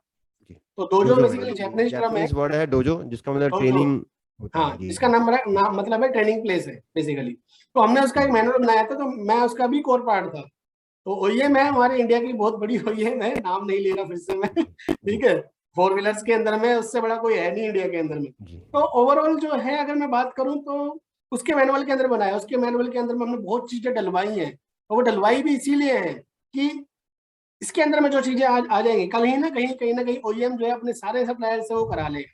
और वो उसके बाद मैंडेटरी कर दिया कि भाई चाहे छोटा डोजो लगाओ चाहे बड़ा लगाओ, आपको हर किसी को एक ट्रेनिंग सेल अपने यहाँ पे बनाना है। और उससे फायदा क्या मिलेगा पता है इंडस्ट्री के अंदर में? आज एक कंपनी के अंदर में 10 लोग काम कर रहे हैं, वो कुछ सीख रहे होंगे स्किल, ठीक है, लेकिन वो बेसिक कंटेंट सेम रहेगा, करिकुलम सेम रहेगा। दूसरी इंडस्ट्री में जाएंगे तो वो 10 चीजें उसको पहले से पता होंगी जो उसने वहां पे सीख ली है, अगली कंपनी वाले को ट्रेनिंग नहीं देनी पड़ेगी। और धीरे धीरे सब कंपनियां जो है अपने अपने हिसाब से सिखाती जाएंगी, कोई बेसिक लेवल, कोई मिड लेवल, कोई एडवांस लेवल। और एक ना एक दिन ऐसा आएगा जब सारी की सारी जो बेल्ट है ना, वो सारे लड़के एक सर्टेन लेवल पे स्किल में होंगे। कुछ बेसिक्स उनको क्लियर होंगे। बेसिक्स कैसे हो जाते हैं? सेफ्टी में क्या क्या चाहिए, आपको प्रोडक्शन का काम करने के टाइम पे क्या क्या ध्यान रखना, डिसिप्लिन के अंदर में क्या क्या होना चाहिए, मशीन को कैसे ऑपरेट करते हैं, बेसिक बेसिक चीजें उनको सारी चीजें क्लियर हो जाएंगी। तो जो हमारे को एक प्रॉब्लम, एक चैलेंज आया करता है ना कि भाई मतलब बंदे न रोज नए आ रहे हैं, रोज नया काम सिखाना पड़ रहा है, फिर छोड़ के भाग जा रहे हैं, वो कहीं ना कहीं हमारे को जो है वो समस्या खत्म हो जाएगी। तो उस तरीके से हमने जो है उसके अंदर में भी बहुत चीजें डलवाई हैं, बहुत चीजें डलवाई हैं। तो ओवरऑल कहीं ना कहीं जो है वो बेनिफिट करेगा, सभी को बेनिफिट करेगा। जी। तो आई थिंक आपका इंटेंशन बहुत ही जबरदस्त है, और जो आपने कहा कि स्किल डेवलपमेंट की बहुत ज्यादा हमारी तो मतलब भारत में कह लें, इंडिया में काफी गवर्नमेंट इसके लिए काम भी कर रही है, और आपका भी इंटेंशन बहुत अच्छा है। और आप देखें सब मास्टरी भी इसी डोमेन में जो पोस्ट एम्प्लॉयमेंट जो स्किल डेवलपमेंट काम कर रही है। तो आपकी स्क्रीन फ्रीज हो गई है, एक बार मेरे को आप आपकी फ्रीज वीडियो करके दिखाई दे। दोबारा। जी, तो आप कुछ कह रहे थे, आप उसे कंप्लीट कर लीजिए। मेरा तो सही बताऊं याद भी नहीं आ रहा कहाँ छोड़ी थी जी। ओके, डिस्टर्बेंस तो हो गई थी। जैसे कि अब हम almost we are coming to the end of this program. तो जैसे आपने कहा भाई, जैसे आपकी जर्नी जो रही बड़ी मतलब एक आई थिंक एक्साइटिंग रही, आपने काफी जो है एक स्ट्रगल करते हुए लर्न किया, और फिर आज आप जिस लेवल पे पहुंचे हैं, आपने ये भी बताया कि आगे आपका क्या जो सोच है आपकी। तो आप बात करते कि जो आपका एक मेजर गोल है कि एक एनजीओ को स्टार्ट करना, आई थिंक बहुत ही एक बढ़िया सोच है आपकी। तो इसी बात पे मैं चाहूंगा एक लाइक कर दीजिए इस वीडियो को, और ये कमेंट में भी जरूर लिखिए कि क्या जो है आपने सीखा, जो है अभी तक जो हमारी डिस्कशन हुए हैं, तो what is the best thing which you like, जो सबसे अच्छी चीज आपको लगी। तो एक बार वो भी आप कमेंट में लिखिए। तो भाई अभी जो है लास्ट में हम आ गए हैं वीडियो के। तो कुछ मैसेज आप देना चाहेंगे मेंबर्स को, जो व्यूअर्स हैं, जो इस वीडियो को जो है इसकी इंटरव्यू जो वॉच करेंगे, तो उनको क्या आप मैसेज जो है देना चाहेंगे? क्योंकि जो इस एंड तक आया है वीडियो के, कहीं ना कहीं वो सीरियस भी है, सीखना चाहता है, लर्न करना चाहता है। तो क्या कहना चाहेंगे आप उसे? देखो ओवरऑल अगर बात करें तो हिम्मत ना हारे। सबसे पहले तो एक हिम्मत रखें कभी भी। फेलियर्स तो देखो मिलेंगे ही मिलेंगे जिंदगी के अंदर में, ठीक है। देखो सब जो है, जो भी गेम चलता है जिंदगी के अंदर में, ठीक है, ये जिंदगी एक गेम ही है, ठीक है। तो गेम के अंदर में या तो हार होती है या जीत होती है, ठीक है। तो ऐसा भी नहीं है कि अगर हम कोई गेम खेल रहे हैं तो उसमें हर बार हार ही मिलती है, हमें बहुत बार जीत भी मिलती है, ठीक है। तो कभी भी डिमोटिवेट नहीं करना है अपने आप को, अपने आप को कभी भी ये नहीं सोचना है कि यार मतलब हमसे नहीं हो पाएगा, ठीक है। क्योंकि मैं एक लाइव एग्जांपल हूँ, मैंने प्रूव किया है कि नहीं, ऐसा कुछ नहीं है कि कोई काम अगर हम सोचें और कर ना पाए, हिम्मत रखनी है, कई बार समय लग जाता है। दूसरा एक चीज मैं अपने एक्सपीरियंस से आपको बताता हूँ कि कभी भी इंडस्ट्री के अंदर में जब आपको ये लगने लगे आपके ऊपर बहुत ही ज्यादा प्रेशर आने वाला है, बहुत ज्यादा प्रेशर आ रहा है, कहीं ना कहीं आपको लग रहा है कि यार चारों तरफ से बड़ा परेशान हो गया हूँ और कंपनी के अंदर में ये ऐसे बोल रहा है, वो ऐसे बोल रहा है, और कहीं ना कहीं काम का लोड बहुत ज्यादा आ रहा है, कैसे होगा, तो आप समझ जाना कि अब आपको एक नेक्स्ट लेवल की तैयारी हो रही है ठीक है। तो काम से कभी भी मन नहीं चुराना है, जितना ज्यादा काम करोगे उतना ज्यादा काम सीखोगे, ठीक है। खाली थ्योरी बैठ पकड़ पढ़ने से कुछ होने वाला नहीं है, आपको प्रैक्टिकली जाके काम करना है, हर प्रोसेस को अपने हाथ से करके देखो, हर चीजों की टेक्निकलिटीज को समझो, उसके अंदर में क्या प्रोसेस हो रहा है, किस तरीके से काम किया जा रहा है, क्या उसके अंदर में सही है और क्या गलत है वो आपको पता होना चाहिए। अपने आप से क्वेश्चन करो कि भाई ये मैं ऐसे नहीं करके ऐसे करूं, दूसरे मेथड से करूं तो इसका क्या इम्पैक्ट होगा, ठीक है। दूसरा चीज, लर्निंग पे मैंने पहले बताया, लर्निंग पे पूरा फोकस करो। दूसरा, रेस्पेक्ट फॉर इंडिविजुअल, एक वर्ड दे रहा हूं आपको, रेस्पेक्ट फॉर इंडिविजुअल, इसको अपनी जिंदगी में उतार लो। चाहे आपका एक ऑपरेटर है, चाहे आपके एक हाउसकीपिंग का बंदा है, चाहे आपका एक ड्राइवर है, माली है, कोई भी है, ठीक है, उसको रेस्पेक्ट देनी है। सीनियर्स को मैंने नहीं बोला, सीनियर्स को रेस्पेक्ट हर कोई देता है, मजबूरी में देता है, पता है नहीं करेगा तो कल को रगड़ देगा कहीं ना कहीं, ठीक है। तो सीनियर्स को रेस्पेक्ट तो मजबूरी में देता है लोग आदमी। हालांकि रेस्पेक्ट फॉर इंडिविजुअल का मतलब यह है कि चाहे हमारा सीनियर हो चाहे हमारा जूनियर हो, हमारे को उसको रेस्पेक्ट देनी है, और जो आप रेस्पेक्ट दोगे वो कहीं ना कहीं जो है आपको एक पॉजिटिव बैलेंस में आपको ऐड कर रही होगी, कहीं ना कहीं आपको जो है आगे अपॉर्चुनिटी आपको मिलेगी आगे जाके बढ़ने की। क्योंकि देखो आपके जो व्यवहार है, आपका जो नेचर है, आपका जो कम्युनिकेशन स्किल है, वो बहुत ज्यादा मैटर करता है आपको आगे बढ़ाने में हो या पीछे घटाने में, ठीक है। कोई भी बंदा अगर अच्छा है या बुरा है तो उसकी फीडबैक आपने सोचा है कभी कहाँ से बनती है? बड़े अंदर की राज की बात बता रहा हूँ, कहाँ से बनती है सारी फीडबैक? आपको लगता है कि ये ऊपर वाले जो बैठते हैं मुझे नहीं कहना चाहिए, मैं भी ऊपर ही बैठा हूँ, बट लगता है आपको कि ऊपर वाले कभी जाके पूछते होंगे कि भाई ये नीचे जो इंजीनियर लेवल का एग्जीक्यूटिव लेवल पे है, ये लोग जो है मतलब किस किस तरीके से मतलब काम कर रहे हैं, क्या इनकी अप्रोच है, कभी पूछते होंगे? कभी नहीं पूछते, ठीक है। ये सिर्फ फीडबैक्स के बेस पे चला करता है सब कुछ। फीडबैक्स कैसे चला करता है? आपने किसी नीचे वाले कि मतलब मान लो किसी आपने हाउसकीपिंग वाले बंदे ने कोई गलती कर दी, उसको आपने गलती को दो तरीके, या तो आप उसको डांटोगे या आप उसको प्यार से समझा दोगे, ठीक है। अगर आपने डांटा तो वो अगली बार क्या करेगा, वो चार जगह जाके बोलेगा अरे बड़ा बदतमीज आदमी, ठीक है यार मैंने जानबूझ के थोड़ी करा, तो हो गई थी लेकिन मेरे से ऐसे बोला, वो कम से कम चार जगह जाके बोलेगा, ठीक है। वो चार अगले अगले चार को बोलेंगे और वो अगले चार को बोलेंगे, ऐसे करते करते नंबर्स जो है बढ़ते चले जाएंगे और आपकी कहीं ना कहीं एक नेगेटिव पब्लिसिटी होनी शुरू हो जाएगी। वहीं पे आपने उसको प्रेज कर दिया, बंदे ने नुकसान कर दिया, कुछ काम में गड़बड़ हो गई, आपने प्रेज किया, ठीक है बेटा कोई बात नहीं, इस बार हो गया, अगली बार ध्यान से करना, ठीक है, कोई बात नहीं, गलती हो जाया करती है, काम करता है इंसान में, आपने उसको प्यार से डील कर लिया, ठीक है। वो जाके चार जगह बताएगा कि यार मेरे से हो तो गया था लेकिन साहब ने ना बड़े प्यार से वो किया, मैं तो डर गया था कि पता नहीं यार आज क्या होगा। क्योंकि देखो गलती कोई भी करेगा तो वो एक अंदर में फील आ जाती है कि यार आज तो डांट पड़ेगी, लेकिन उस समय पे अगर आप उसको डांट दोगे तो कहीं ना कहीं आप अपने उसके अपने अपने लिए उसके अंदर में कहीं ना कहीं एक नेगेटिव भावना पैदा कर दोगे। वहीं पे आप उसको प्रेज कर दोगे, थोड़ा सा उसको मतलब थोड़ा सा प्यार से समझा दोगे, तो कहीं ना कहीं वो जो है आपको जिंदगी भर के लिए जो है एक मन में बिठा लेगा और चार आदमियों को जाके बोलेगा नहीं आदमी अच्छा है। तो सबसे पहले अपनी इमेज कैरी करना सीखो, आपकी इमेज ही जो है ना वही जो है आपको आगे लेके जाएगी, ठीक है। इमेज आपकी अच्छी होनी चाहिए, कम्युनिकेशन स्किल आपकी अच्छी होनी चाहिए, टेक्निकल स्किल आपकी ऑटोमेटिकली जब आप काम करोगे तो वो आती चली जाएगी। और एक चीज और बता देता हूँ, इस कंपनी कह रहा हूँ, इसका कहते हैं कि ओवरऑल दुनिया के अंदर में कोई ऐसा बंदा नहीं है जिसके अंदर में सारी स्किल हो। मेरे को एक एग्जांपल और याद आ रहा है कि हमारे इंडिया में और अदर कंट्रीज में एक फर्क होता है। हमारे यहाँ बनते हैं इंजीनियर, मैकेनिकल, इलेक्ट्रिकल, ठीक है। विदेशों में कैसे बनते हैं कि ये भाई सीएनसी का स्पेशलिस्ट है, ये भाई लेथ मशीन का स्पेशलिस्ट है, ठीक है। वहां पे अगर आप एक लेथ मशीन स्पेशलिस्ट से ये बोलोगे कि जा मिलिंग सेंटर चला ले, तो वो साफ बोलेगा, हाथ खड़े कर देगा, बोलो नहीं मेरे को नहीं आता, मेरे को नहीं पता है। लेकिन उसको अपने लेथ मशीन के बारे में इतना अच्छी तरह से पता है कि वो साउंड से बता देगा कि इसके अंदर में क्या ब्रेकडाउन आने वाला है। उसको इतना एक्सपीरियंस होता है, और वो शर्माते नहीं है बिल्कुल भी, मना करने में बिल्कुल भी पीछे नहीं हटेंगे कि यार नहीं मेरे को नहीं आता है। लेकिन यहीं इंडिया में अगर आ जाए हम अपने, हम भी इंडिया है, सारे इंडियन है, लेकिन हमारे जो जिस तरीके से हम बात करते हैं वो बता रहा हूँ मैं।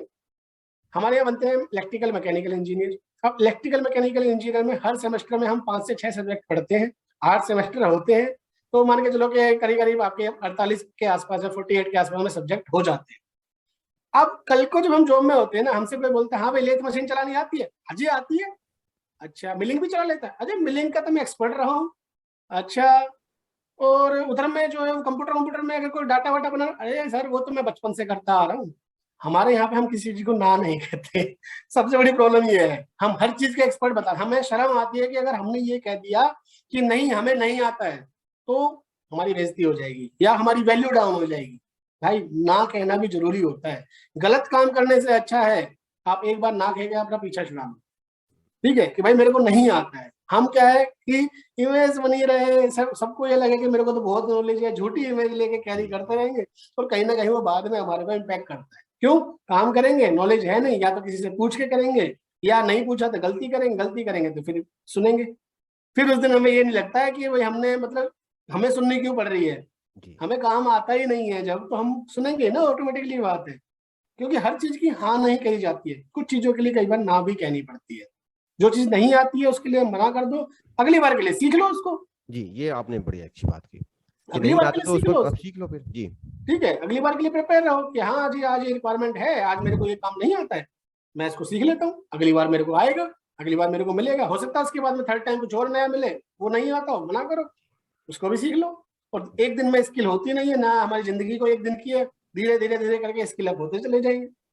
दूसरा, हम जो है एक चीज और फंसते हैं, अगर मुझे नहीं पता इस मीटिंग के अंदर में किसी मतलब मैनेजर्स लोग वगैरह हैं या नहीं है, मैनेजर्स लोग अगर कहीं पे हैं तो उनको या जो वीडियो देख रहे होंगे बाद में, अगर कोई मैनेजर या सीनियर रैंक पे है ना, मैं उससे आपसे एक चीज और कहना चाहता हूँ, स्पेशली हमारी कंट्री के अंदर में, ठीक है, हम इस चीज से ज्यादा फंस रहे हैं कि हम ये एज्यूम करके चलते हैं कि यार ये बंदा सीनियर एग्जीक्यूटिव लेवल पे है तो इसको इतना तो पता होगा, आता होगा। इतना तो आता होगा। लेकिन रियलिटी यही है कि वो आता होगा ना, आता नहीं है। असलियत में अगर आप उससे वो चीजें पूछ लोगे या करवा लोगे ना, नहीं आती है। 95% केस में नहीं आती है, सिर्फ 5% ही ऐसे केस हैं कि वो जो हम एज्यूम कर रहे हैं वो उसी तरीके से वहां पे जो है बता पा रहे हैं। तो हमेशा एक है ना, चेक ऑन चेक जरूर कर लिया जाए, हमेशा एक बार जो है क्रॉस वेरीफाई जरूर कर लिया जाए कि यार हम सोच तो रहे हैं कि इसको ये वाली स्किल आती है, ये वाला काम आता है, इसको आता भी है नहीं आता, थोड़ा सा इसको टटोल लिया जाए एक बार। वो भी एक बहुत बड़ा इंपॉर्टेंट रोल प्ले करता है। कई बार हम एज्यूम्शंस में चलते रहते हैं कि यार ये इतना सीनियर हो गया, इसको जब चीजें आती होंगी, इसको तो पता होगा, इसको आईआईटीएम के बारे में सारा सीखा ही था इसने, और कहीं ना कहीं अरुण जी ने सिखाया था, बहुत अच्छे तरीके से इम्प्लीमेंट भी कराया था, इसको सब पता होगा। लेकिन असलियत में जब उससे पूछ लिया, 4 क्लोज पूछ लिया, तो उसको पता ही नहीं है कुछ। तो एक क्रॉस वेरिफिकेशन जरूरी है, ठीक है। अरुण जी मैं ऐसा नहीं बोल रहा कि आप गलत सिखाओगे। नहीं नहीं, हमारे यहाँ तो अच्छी बात यह है कि सर जब जाते हैं मतलब लड़के तो फिर वो इंटरव्यू में भी फाड़ देते हैं, और फिर सीनियर तो हैरान होती हैं। ऐसे तो हमारे साथ जी हमारे क्योंकि मैथोलॉजी ऐसी है कि हमारे जो मेंबर्स हैं नहीं, तो वो तो मुझे उनके लिए पता है तो आपकी बात, मैं बहुत ही वैसे अप्रिशिएशन बोल है। रहा हूँ कि जी मतलब जी, जो है मतलब हमें खाली एजम्पशंस बेस पे नहीं चलना ये है, assumption based में चलना चाहिए। है ना, एजम्पशंस बेस पे नहीं चलना है, हमारे को वेरीफाई करना है बंदों, हमारे को बंदों को चेक करना है कि इनको आता है नहीं आता है। क्योंकि हम एज्यूम करके दे देते हैं और बाद में फिर कहीं ना कहीं या तो प्रोजेक्ट डिले हो रहा होता है, या कहीं ना कहीं किसी तरीके की रिजेक्शंस बन रही होती है, या कहीं ना कहीं कुछ ना कुछ एक्सीडेंट टाइप का हो रहा होता है, ठीक है। तो ओवरऑल अगर मैं बात करूं तो मतलब हिम्मत ना हारे, सीखने पे फोकस करें, जितना ज्यादा सीख सकते हो सीखो, मल्टीपल जगह पे जाओ, कहीं ना कहीं पैसिव इनकम पे भी काम करो, खाली एक्टिव इनकम से काम नहीं चला करता है। एक्टिव और पैसिव इनकम सर बता देंगे आपको, पूछ जी जी लेना, जी, एक बहुत अलग चीजें सब्जेक्ट हैं, हो सकता है अपने आप में। बहुत बड़ा टॉपिक है ये अपने आप जी में, जी एक्टिव और पैसिव इनकम, ठीक है। जी जी।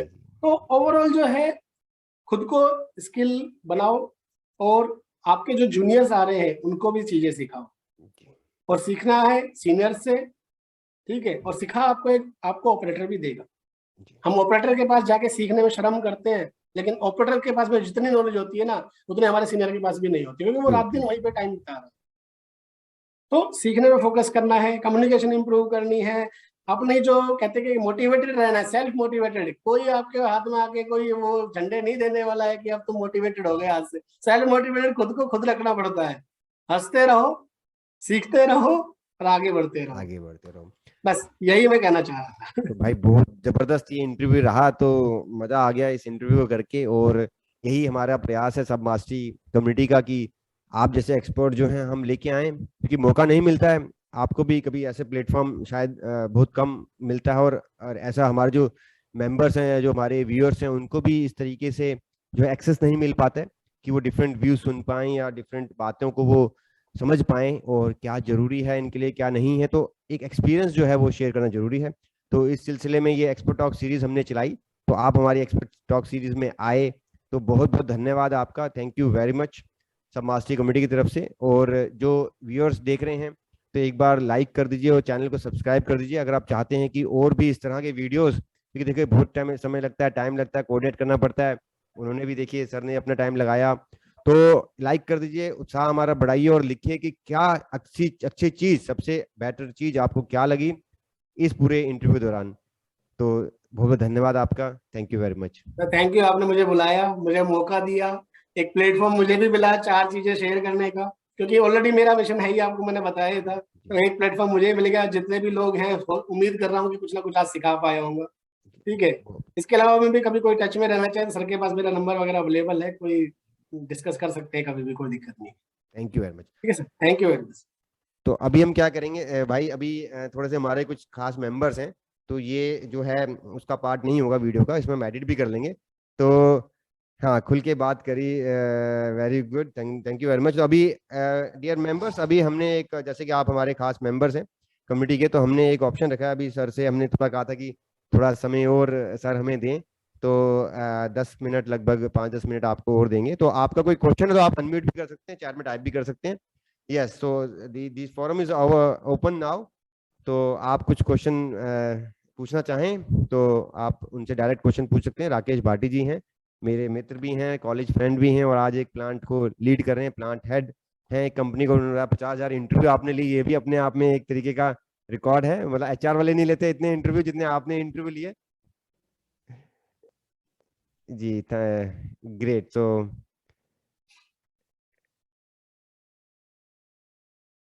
राजन कह रहे हैं खुल के बात करी, और बुटिका जी कह रहे हैं इट्स अ ग्रेट एक्सपीरियंस। सो नहीं, आपके भी कोई क्वेश्चन है, एक दो सवाल अगर आपके हैं तो हम ले सकते हैं, और आप डायरेक्ट अभी उनसे पूछ सकते हैं। कोई भी आपका पर्सनल क्वेश्चन है, सवाल है इंडस्ट्री में आगे बढ़ने को लेकर, तो अभी 5-7 मिनट हम दे सकते हैं, और आप कोई क्वेश्चन पूछना चाहे तो पूछ सकते हैं। जी, अशोक मेहता कह रहे हैं it's a great experience which share what sir has shared to us, the real words of management. Thank you very much sir for your experience for us. Thank you Ashok, बहुत धन्यवाद आपका।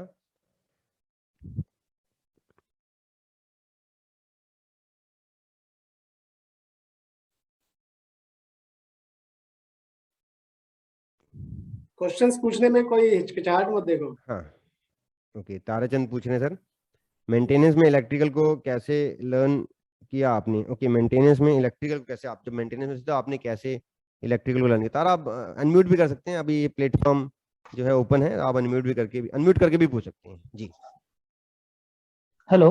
हाँ जी, hello, good evening sir. Good evening जी। Sir मेरा नाम गोविंद है। मैं एक क्वालिटी इंजीनियर इन प्रोसेस में अभी काम करता हूँ टीयर 1 मैन्युफैक्चरर में। जी, मेरा 3.5 साल का एक्सपीरियंस रह चुका है सर। 1 साल बजाज में काम किया है और अभी एक tier 1 manufacturer silencer fabrication division का। जी, सर एक बात मुझे आपने जो कही कि हमें जो नहीं आता है उसके लिए हमने आगे बढ़कर कहना चाहिए ये मुझे नहीं आता है। ये सर जी, मेरे से बहुत बार नहीं होता है, जबकि प्लांट हेड के कुछ एचओडी की सर के सामने भी होता है। अभी उनका एक्सपीरियंस तो बहुत ज्यादा हो चुका है, उन्होंने बहुत कुछ देखी है चीजें बहुत सारी।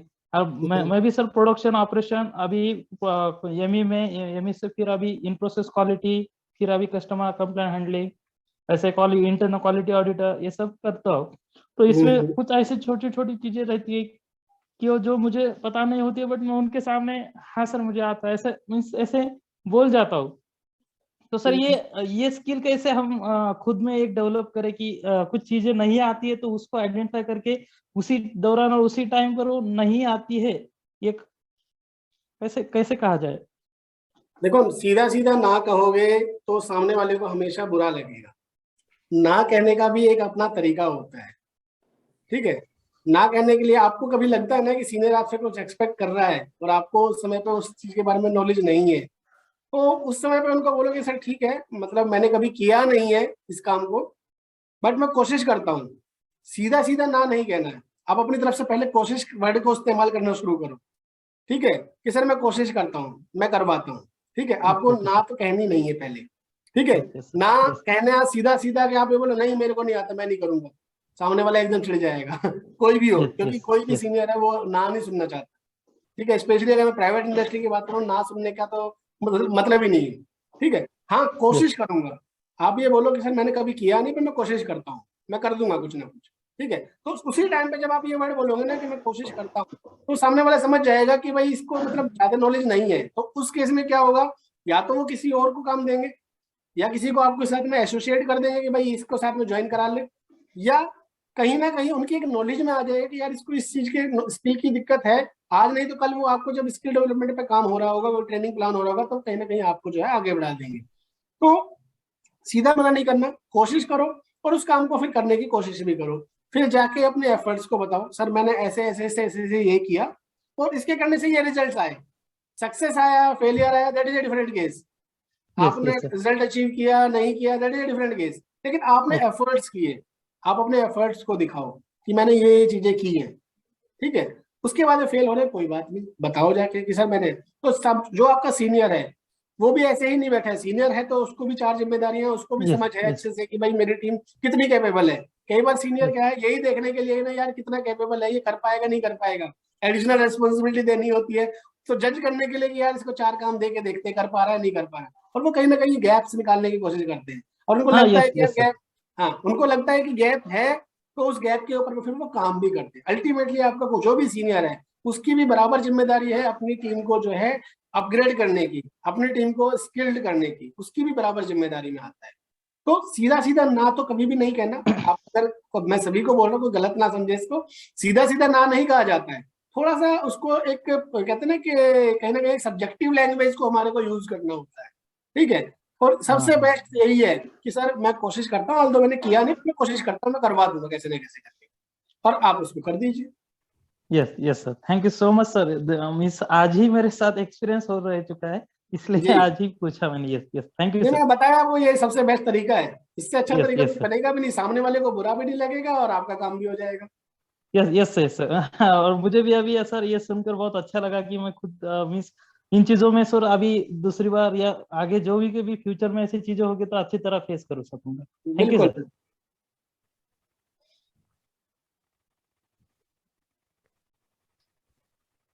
Hello sir, good evening. Good evening sir, Dayanand Rajote बोल रहा हूँ। जी सर। सर मैं क्वालिटी में हूँ, 9 इयर्स का एक्सपीरियंस है। तो अभी क्वालिटी में है, मतलब क्वालिटी प्रोडक्शन का उनका माइनस हमारा प्लस होते रहता है। वो तो हर जगह का है। हाँ, वो तो क्वालिटी 32 का आंकड़ा रहता है, तो उसमें कैसा हैंडल करना है सर, कुछ आपका सजेशन।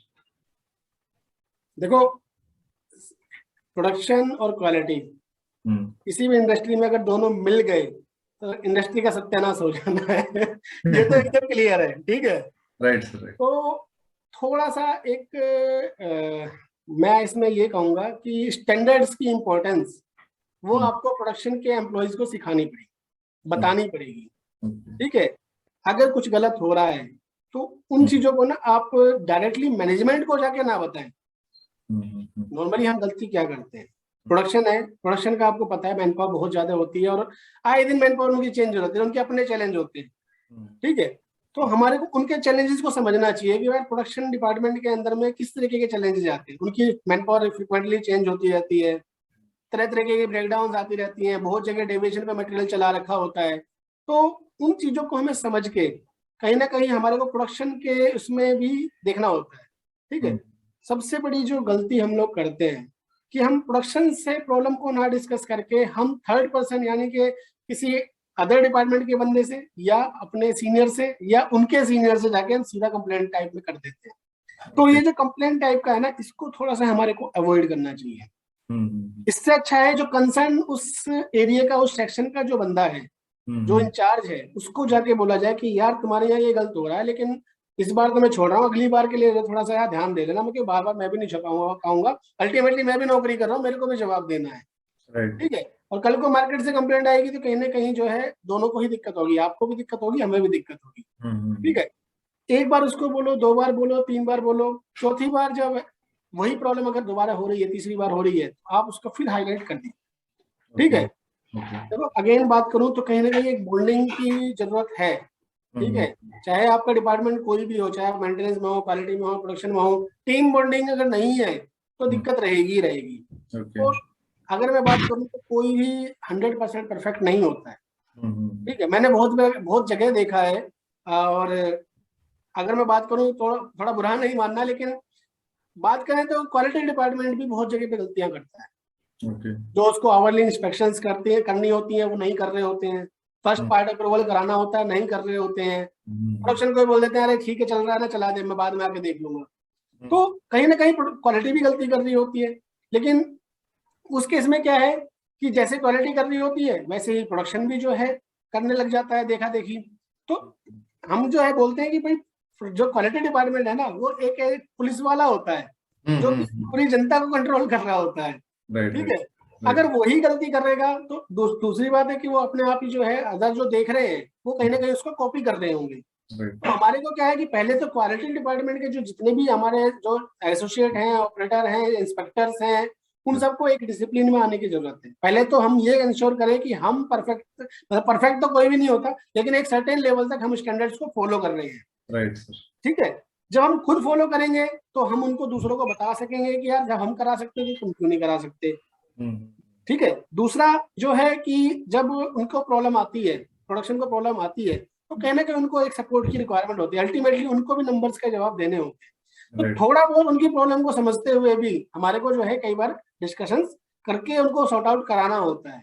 हर चीज को अगर हम लेके मैनेजमेंट के पास जा रहे हैं, हर चीज को लेके हम एचओडीज के पास जा रहे हैं, तो कहीं ना कहीं वो एक गैप ही क्रिएट करता है। तो आपको जो है गैप क्रिएट नहीं करना है, गैप खत्म करना है।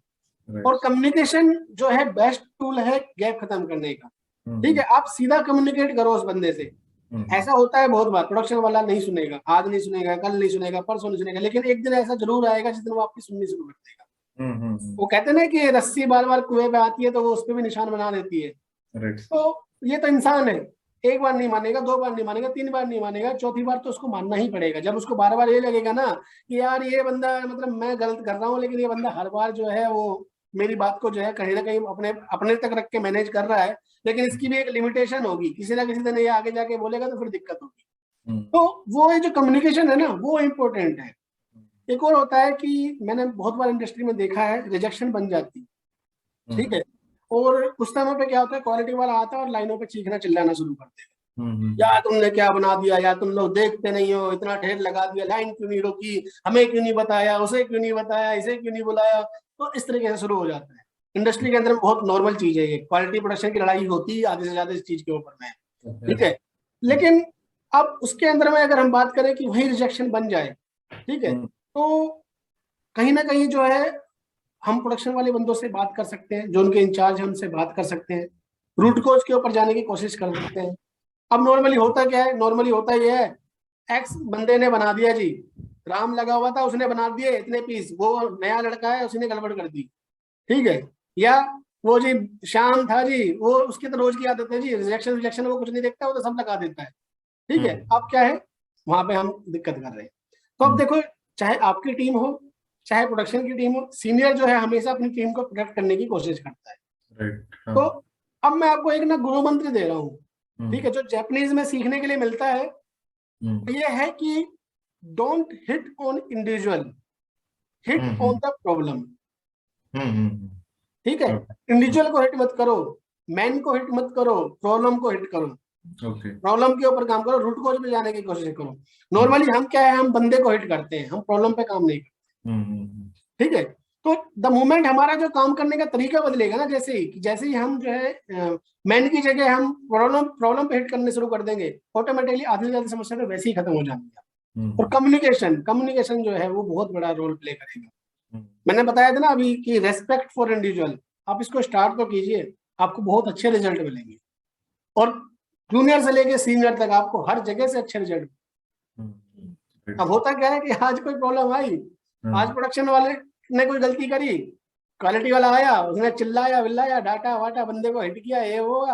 अब अगली बार क्या होगा, वो बंदा ताक में बैठा होगा, टारगेट कि आप बेटा आने दे, चाइल्ड पार्ट तो तुम्हारे से ही आ रहे हैं, आएंगे ना रिजेक्शन जब बताता हूँ तुम्हारे को मैं।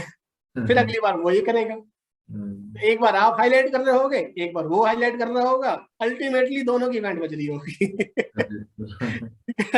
तो इट इज बेटर कि hit on the problem instead hitting on the individual. ठीक है, इंडिविजुअल पे हिट ना करे, प्रॉब्लम पे हिट करे और मिलके काम करे। कहीं ना कहीं ये टीम बॉन्डिंग वाली चीज जो है वो आपको लानी पड़ेगी। Okay sir, I think clear है या अभी कोई डाउट है? क्लियर है sir. Sir maximum one company में कितना इयर्स सर्विस करना चाहिए या फ्रीक्वेंसी क्या रहनी चाहिए हमारा जॉब चेंज करने का? स्टार्टिंग के 10 साल हर 2 से 3 साल में जॉब चेंज करते चलो। स्टार्टिंग के 10 साल हर 2 से 3 साल में जॉब चेंज करते चलो। और जैसे ही आपको 10 साल के बाद में जैसे ही एक्सपीरियंस ज्यादा हो, फिर स्टेबिलिटी की तरफ में चलना शुरू करो। ठीक है, क्योंकि ये गलती मैंने खुद ने की थी। मैं एक कंपनी के अंदर में करीब 5-5.5 साल रुक गया स्टार्टिंग ऑफ द कैरियर में ही। और आप बिलीव नहीं करोगे कि मैं 15,000 से 22,000 पे पहुंचा 5-5.5 साल में। ठीक है, और उसके बाद में मैंने धड़ाधड़ 3 चेंज मारे बैक टू बैक, एक साल 2.25 साल के उसके ऊपर में। और मैं वो 22-22.5 से सीधा 75-76 के ऊपर में था। तो ओवरऑल अगर मैं बात करूं तो स्टार्टिंग के 10 साल हर 2 साल में 3 साल में आपको चेंज मारना ही मारना है, ये तो लिख लो आप भी। ठीक है, तो कहीं ना कहीं आपको जो है जॉब चेंज करके ही ग्रोथ मिलेगी, ये ध्यान रखना। पहले एक जमाना हुआ करता था जब पुराने लोगों की एक वैल्यू हुआ करती थी। लोग बोलते थे कि यार ये पिलर है कंपनी के, लेकिन वो जमाना आज नहीं है। आज ये कहते हैं मिल नहीं रही है इनको, कहीं पड़े इसलिए आप मिल नहीं रही है जॉब। ये कहीं ना कहीं आज की डेट में, कहीं ना कहीं इंडस्ट्री की सच्चाई है आज की डेट में। ठीक है, तो मैं बोलने में पीछे हटता भी नहीं, जो सच है सो है, कोई फर्क नहीं पड़ता। ठीक है, कोई खुल के इस तरह से बात करेगा भी नहीं आपसे कि यार इस तरह से जॉब चेंज करो, इस तरीके से जो है आप मतलब चीजों को मतलब सीधा ना कहे हो, या इस तरीके से कोई नहीं बोलता। इंडस्ट्री में कोई सिखाता भी नहीं है। हर बंदा अपनी नौकरी चला रहा है, हर बंदा अपने लिए जी रहा है। तो ओवरऑल अगर मैं बात करूं तो कहीं ना कहीं हमारे को खुद को ही डेवलप करना पड़ेगा, खुद को खुद के बारे में सोचना पड़ेगा। तो जॉब चेंज करना फ्रिक्वेंटली वो आपकी ग्रोथ में एक बहुत बड़ा रोल प्ले करेगा, बहुत बड़ा रोल प्ले करेगा। Obviously. और मैं कहीं ना कहीं अगर बात करूं कि आप जॉब सिक्योरिटी की बात करूं तो कोशिश करना कि कहीं ना जापानीज कंपनी में चले जाना। जापानीज कंपनी में ना जॉब सिक्योरिटी रहती है, जो है जापानीज निकालते नहीं है किसी। ठीक है, ब्लंडर से ब्लंडर गलती कर दोगे, हद से हद होगा कि आपको ट्रांसफर कर देंगे लेकिन निकालेंगे। हाँ, कोई आपने 420 कर डाली कंपनी में, कोई अप्लाई कर दिया, स्कैम ही कर डाला, तो फिर कोई बख्शने वाला नहीं है। तो जापानीज हो या कोई अमेरिकन हो, कोई भी हो। बट ओवरऑल अगर मैं बोलूं जॉब सिक्योरिटी की अगर बात करूं तो जापानीज कंपनीज में जॉब सिक्योरिटी रहती है। आप काम कितना ही बुरा कर लो लेकिन आपकी जॉब बची रहती है। जॉब पे आपके जल्दी से हो नहीं जाती, क्योंकि वो इंडिविजुअल पे हिट नहीं करते, वो प्रॉब्लम पे हिट करते हैं। वो कहते हैं कि अगर कोई बंदा परफॉर्म नहीं कर पा रहा है तो उसमें भी कहीं ना कहीं हमारी गलती है। हमने कहीं ना कहीं उसको जो है कहीं स्किल अपग्रेड में हमने उसको ध्यान नहीं दिया, हमने उसके वीक एरियाज को इम्प्रूव करने की कोशिश नहीं की, और वो फिर उस हिसाब से काम कराते हैं। राइट। अगर कहीं अगर बात करें तो वहां पे बात करते हैं अरे यार ये करनी पर हटाओ, इसको दूसरा लेंगे। लेकिन जापानीज में ऐसा नहीं होता है। तो मेरा ये सजेशन है। बाकी कंपनी लिमिटेड है, जापानीज ऐसा नहीं है कि यार बहुत ज्यादा हर कोई जापानीज में भी नहीं जा सकता, लेकिन मतलब चांस मिले तो जापानीज को छोड़ना नहीं। Right, sir. Right. I did the same thing, sir. Last 5.5 years, I am in the same company. Yeah, okay. इसलिए Growth is limited now. right. अभी चेंज करने का प्लान चल रहा है सर. अभी इसके लिए सब मास्टरी भी ज्वाइन किया है. एक्चुअली डॉक्यूमेंट्स तो आते हैं सर. प्रीवियस कंपनी से एक स्मॉल स्केल से स्टार्ट किया था मैंने जर्नी. उसके बाद में 10,000 से डायरेक्ट 20,000 आया. वो मीडियम स्केल था. तो वो एक T1 सप्लायर है. उसके बाद में अभी 5.5 ईयर से उधर ही हूँ. ओके. हाँ, तो अभी वही चेंज करने का प्लान चल रहा है सर. अभी एक और नया चीज आ रहा है. अभी तक आपने टीपीएस का नाम सुना होगा ना. अभी एक नई चीज आ रही है, एफएमडीएस. हाँ. एफएमडीएस अभी सुनने को मिलने लग गया होगा. FMDS is floor management development system. हाँ. अब ये अपग्रेडेड वर्जन है टीपीएस का. हाँ. तो अब इसके ऊपर भी आगे जाके आपको जगह जगह से चीजें देखने के लिए और सुनने के लिए मिलेगी. ये अपने आप में ही एक अलग चीज. राइट. एक्चुअली मैन्युफैक्चरिंग में हूँ सर. मैं ऑटोमोबाइल में नहीं हूँ जी. हाँ. तो अभी जापानीज कंपनी सर कैसा अप्रोच करे अभी, मतलब स्विच करने के लिए क्या क्या प्रोसेस या फॉलो करना चाहिए? देखो ऐसा है, जितने भी आपके जॉब पोर्टल है ना, यस सर, उनके ऊपर अपना रिज्यूम डाल के रखें. हाँ. और मैं आपको एक ना बड़ा सीक्रेट दे देता हूँ आज. ठीक है. जब भी जॉब ढूंढनी हो तब करना, जब जॉब नहीं ढूंढनी तो पड़े रहने देना. तब इस एक्टिविटी को मत करना, क्योंकि फिर ये औरों को दिक्कत करता है. ओके. ठीक है. ये भी एक कहते हैं ना कि एक तरीके का हैक है जॉब पोर्टल्स के ऊपर में, जो मैंने प्रैक्टिकली बहुत बार ट्राई किया और हमेशा सक्सेस मिली है मैंने. Yes sir. ठीक है. इवन मैंने एक बार तो पेड वाली सर्विस भी ली थी, लेकिन पेड से रिजल्ट नहीं मिले. मेरी वाली जो मेथड है उसी से ही रिजल्ट मिले. मैं बता देता हूँ सीक्रेट जो है. सीक्रेट ये है कि आपको डेली सुबह में ना लॉगिन करना है 8:30 बजे से पहले 8:30 से पहले आपको सुबह लॉगिन करना है अपने अकाउंट पे. और अपने सारे अकाउंट्स पे 1 बाय 1 करके लॉगिन करते जाना और उसमें एडिट कमांड पे जाना. Edit comment. हाँ, एडिट करना. और कहीं ना कहीं एक जगह पे ना फुल स्टॉप लगा के रखना. हाँ. एक दिन उस फुल स्टॉप को लगाना है और एक दिन उसको डिलीट करना है. ओके. और सेव करते रहना है. ओके. राइट. मतलब डेली अपडेट डेली बेसिकली इसको अपडेट करना है. Right sir. हाँ. जैसे ही आप इसको डेली अपडेट करोगे तो आपका जो रिज्यूम है ना वो ऊपर में रैंक करने लगेगा. अब होता क्या है कि कोई भी बंदा अगर जॉब के लिए ढूंढ रहा है, मेरा मान लो मैं कंपनी में मेरे को चाहिए क्वालिटी का मैनेजर चाहिए, तो मैं क्या करूंगा, मैंने पोर्टल एक्सेस ले रखा है कंपनी वाला. मैं जाऊंगा, लिखूंगा उस पर क्वालिटी मैनेजर, ये स्किल चाहिए उसके अंदर में, मैं डालूंगा सर्च में. अब an number of quality managers पड़े हुए हैं. लेकिन जो इनका एल्गोरिथम होता है ना, ये एल्गोरिथम जो है सबसे पहले जो लेटेस्ट होता है उसको शो करता है, क्योंकि एक्टिव कौन है सबसे ज्यादा उसको शो करता है.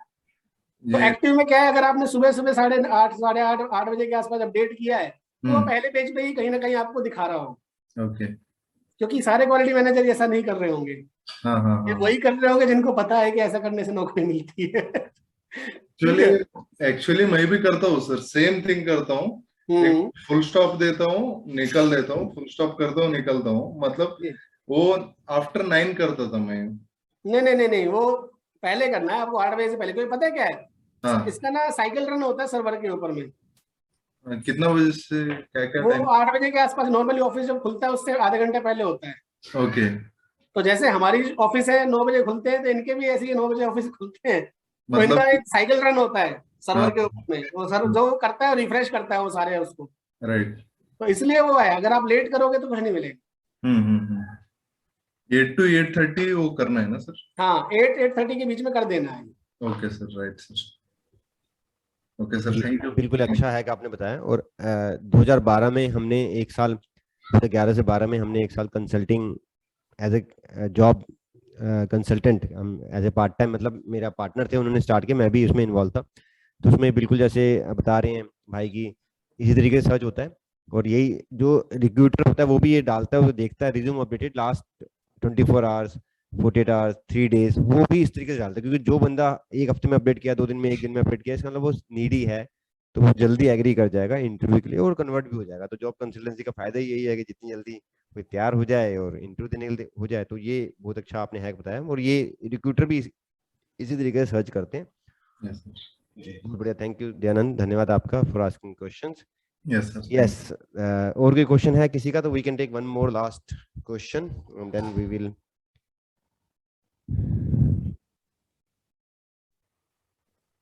गुड भाई, तो एक जो भाई आपने बात कही वो बिल्कुल शांताराम कह रहे हैं, production people only focus on quantity not on quality. तो ऐसा होगा कि अगर आप भी प्रोडक्शन में जाओगे तो आप भी ये फोकस करोगे, ऐसा हमने बहुत बार देखा। जब डिपार्टमेंट ट्रांसफर होता है तो आदमी का फोकस फिर वो ही हो जाता है, तो इसलिए बैलेंस करने के लिए मैं इसमें एक चीज और कहना चाहूँ कि ये है शांताराम जी, है ना, ये कह रहे हैं कि production people only focus on quantity numbers not on quality. देखो इसके अंदर में भी ना, फिर आप सही कह रहे हैं, गलत नहीं कह रहे हैं, लेकिन इसके अंदर में भी कहीं ना कहीं हम फिर से वही कर रहे हैं कि ये करता है, वो करता है। ठीक है, हिट नहीं करना है। ठीक है, कहीं ना कहीं हमारे सिस्टम में गए, कहीं ना कहीं हमने from quality point of view अगर मैं बात करूं, हमने कहीं ना कहीं अपने प्रोसेस के अंदर में लूप होल्स छोड़े हुए हैं, जिसकी वजह से रिजेक्शन बन सकता है। कोई क्वालिटी वाले का सबसे बड़ा दर्द क्या होता है? रिजेक्शन पार्ट बन रहा है। सबसे बड़ा दर्द यही होता है, रिजेक्शन पार्ट बन रहा है। अरे स्कोप ही खत्म कर दो ना रिजेक्शन पार्ट बनने का, आप काम करो ना क्वालिटी साइड से, आप लगाओ वहां पे पोका होके, आप लगाओ वहां पे किसी तरीके का कोई इस तरीके का ऑटोमेशन सिस्टम कि आपका रिजेक्शन हो ही ना। सेंसर बेस कर दो चीजों को, कैमरा बेस कर दो चीजों को, कहीं ना कहीं आप चेक ऑन चेक लगा दो, जीरो डिफेक्ट एक्टिविटी पे काम करो कि डिफेक्ट प्रोड्यूस ही ना हो। तो क्वालिटी साइड से भी इनिशिएटिव लेना बहुत ज्यादा जरूरी है। अब क्वालिटी वाला क्या एक्सपेक्ट करता है नॉर्मली कि प्रोडक्शन वाला भाई अपने आप देखे, अपने आप सही बनाए, उसकी जिम्मेदारी है सही बनाने की। अरे उसकी जिम्मेदारी है, एग्री। प्रोडक्शन वाला अगर नहीं चाहेगा ना, क्वालिटी वाला कितना ही जोर लगा ले, नहीं बना सकता। ठीक है, लेकिन क्वालिटी वाला भी बराबर रेस्पॉन्सिबल है।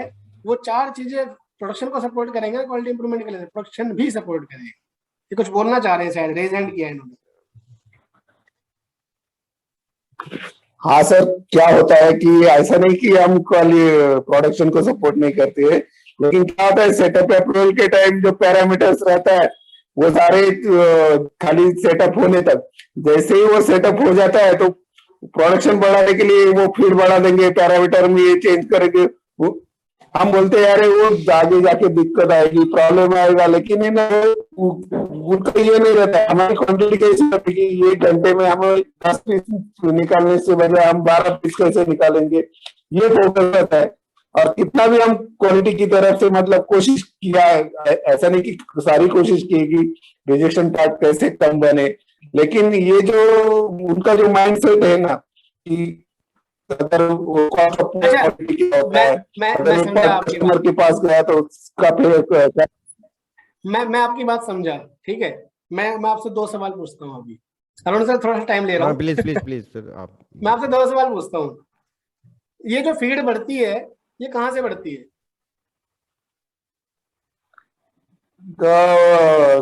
कंट्रोलर से। कंट्रोलर से बढ़ती है? कंट्रोलर में ऑप्शन होता है पासवर्ड को सेट करने का? कंट्रोलर में ऑप्शन होता नहीं, है? वो तो होता है कोई ऐसा सारा टेक्नोलॉजी तो हमारे पास। हाँ जी, हाँ तो सारे एक्सिस जो है ना उनके पास ही रहते हैं। हमारे पास तो जो एक बार सेटिंग का पैरामीटर है, पैरामीटर्स इतना मेंटेन करोगे वो। सर आप पैरामीटर्स को लॉक करा सकते हैं, पैरामीटर्स लॉक हो जाता है, वो एडिट नहीं कर सकते। जिन पैरामीटर्स को आप एडिटेबल बना के रखोगे सिर्फ वही पैरामीटर्स एडिट हो पाते हैं, बाकी नहीं होते हैं।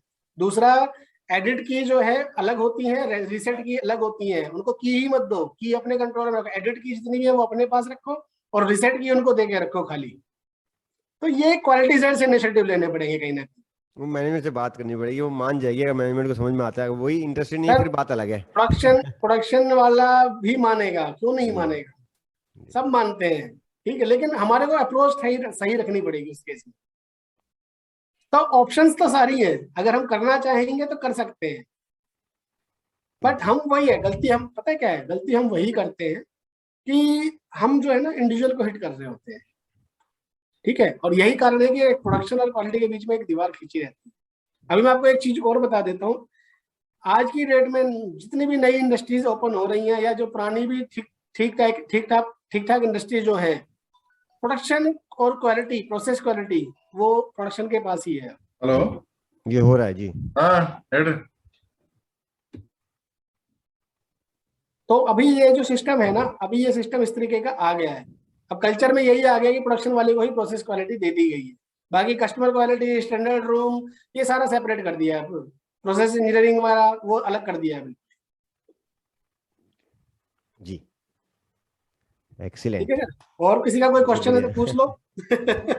ऑल थिंग लंबा होता जा रहा है सेशन, अरुण जी परेशान है अभी। नहीं, आई एम वेरी हैप्पी कि आप इतना समय दे रहे हो, और यही मकसद भी है कि कोई भी डाउट है, कोई भी क्वेश्चन है, मेरे को तो सुनते ही रहते हैं, बट आज आपसे भी बात करने का मौका मिल रहा है। जी दयानंद बोलिए ना, कोई क्वेश्चन। सर मेरा लास्ट क्वेश्चन था,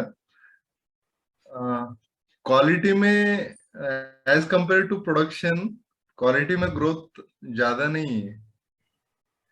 एक्चुअली क्वांटिटी मैटर्स करता है या सेल मैटर्स करता है, इसलिए प्रोडक्शन रेस्पॉन्सिबिलिटी, सेल के लिए प्रोडक्शन रेस्पॉन्सिबल है, इसलिए ज्यादा उनको मतलब हाइक। हाँ ये कहना आपका मैं कहीं ना कहीं डिनाई करूंगा, मैं सॉरी, लेकिन मैं डिनाई करूंगा। ठीक है, ऐसा नहीं है कि प्रोडक्शन वाले को ज्यादा वैल्यू मिलती है, क्वालिटी वाले को कम मिलती है। ठीक है, 4 डिपार्टमेंट है जिनको बराबर लेके चला जाता है, हर इंडस्ट्री में लेके चला जाता है।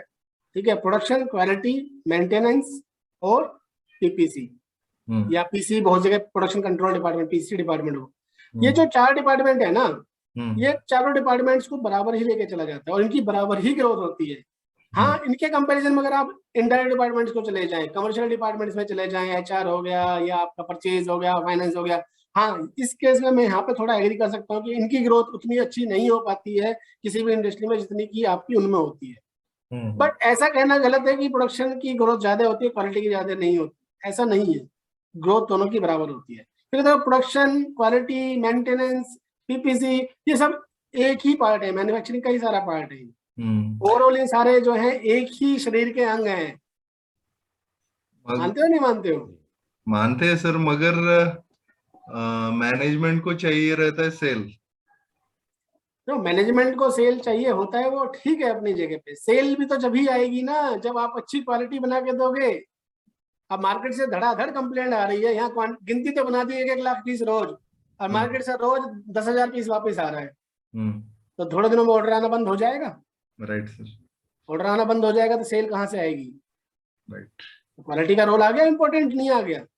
आता है सर। बहुत छोटी कंपनीज में थोड़ा सा होता है कि वहाँ पे एक फील आता है, बट एक थोड़ी सी एमएनसी भी हो या नॉर्मल टियर 1 अच्छी हो तो ऐसा फील नहीं आता कि इसकी इंपॉर्टेंस ज्यादा है या उसकी ज्यादा है। ऑब्वियसली छोटी कंपनी में टियर 1, टियर 2 तक तो मतलब यार, छोटी लाल डाई कंपनी तो डेफिनेटली वो फील आता है यार, हमें तो पूछा नहीं जा रहा, पार्टियां हो रही हैं, तालियां बजाई जा रही हैं प्रोडक्शन के लिए, हमें तो कोई पूछ ही नहीं रहा। तो ऐसा बिल्कुल नहीं, ऐसा बिल्कुल नहीं है सर। मतलब जो हमारा एग्जीक्यूटिव्स है उनको थोड़ा ये किया जाता है, वो स्ट्रेस पे रखा जाता है। क्वालिटी वाले क्या होते हैं, स्ट्रेस में रखते हैं उनको थोड़ा सा, कोशिश करते हैं, मतलब चाहे प्रोडक्शन में ऐसा होता है कि एक स्ट्रेस में आ भी जाते हैं। बट ओवरऑल ग्रोथ आप देखोगे तो सारे एग्जांपल मिलेंगे कि मैंने देखा है कि क्वालिटी वाले भी प्लांटेड बनते हैं। मेरे जो बॉस थे पुराने वो क्वालिटी हेड थे, फाइनेंस वाले प्लांटेड बनते हैं, ऐसा कोई स्टैट नहीं बनते हैं आज की डेट में, सब बनते हैं। आज एचआर वाले प्लांटेड बनते हैं, सप्लाई चेन वाले बताइए आप, मेंटेनेंस वाले बनते हैं, प्रोजेक्ट्स वाले। ऐसा कुछ नहीं है आज की डेट में। देखो, कोई ऐसी लिमिटेशन रह नहीं गई है कि भाई वहां पे मतलब स्कोप नहीं है। Right sir, thank you. Great Anand, thank you Anand. Yes great, I think it was great. आपने बहुत ज़्यादा समय दिया और बड़ा अच्छा लगा कि एक दिल से आपने बात करी, जो भी आपने डिस्कशन किया, और एक मतलब हार्ट टू हार्ट कन्वर्सेशन जो मैं चाहता था उसी तरीके से हमारा इंटरव्यू शेप हुआ है। इसको within maybe week और 10 डेज हम एडिट करेंगे और then will launch in YouTube. तो थैंक यू वेरी मच, आपने बहुत बहुत धन्यवाद, आप सभी मेंबर्स का भी धन्यवाद, और थैंक यू वेरी मच भाई। और बड़ा अच्छा लगा, और ये दोबारा मतलब फेस टू फेस जूम के थ्रू ही मिले, हालांकि मेरे को भी अच्छा लगा। जी बहुत अच्छा लगता है ऐसा। अपना भी यही मकसद है कि एक जो नॉलेज है इंडस्ट्रीज में, जो आप जैसे मेंबर्स हैं उनके पास है, क्योंकि आपने बहुत सालों की नॉलेज गेन करी है, बट एक प्लेटफॉर्म नहीं है वो शेयर करने का, क्योंकि कंपनी की पॉलिसी होती है या फिर ऐसा कोई है ही नहीं। प्लेटफॉर्म तो नहीं हम नहीं कर यही पाते कोशिश हैं, कर रहे हैं, नहीं चाह के भी नहीं कर पाते हैं। चाह के भी नहीं कर पाती जी। तो अपना यही है कि इसमें एक्सपर्ट में अभी हमारा शायद 7वां या 8वां इंटरव्यू है, तो इसको हम हर हफ्ते प्लान कर रहे हैं किसी न किसी एक्सपर्ट के साथ। इसको मतलब 100 सीरीज हमने लेके जानी है, अभी 7 आई थिंक श्योर 7 या श्योर। 8 सीरीज है, ये 7th या 8th इंटरव्यू है मेरा। तो थैंक यू वेरी मच भाई, बहुत बहुत धन्यवाद आपका। Welcome ji. थैंक यू ठीक है। Very much everyone, so thank you friends, and अभी जल्दी फिर एक और इंटरव्यू प्लान करेंगे और आप सभी को बुलाएंगे, and please do come. Thank you, all the best, thank you brother, bye bye, bye bye, good night. Good night.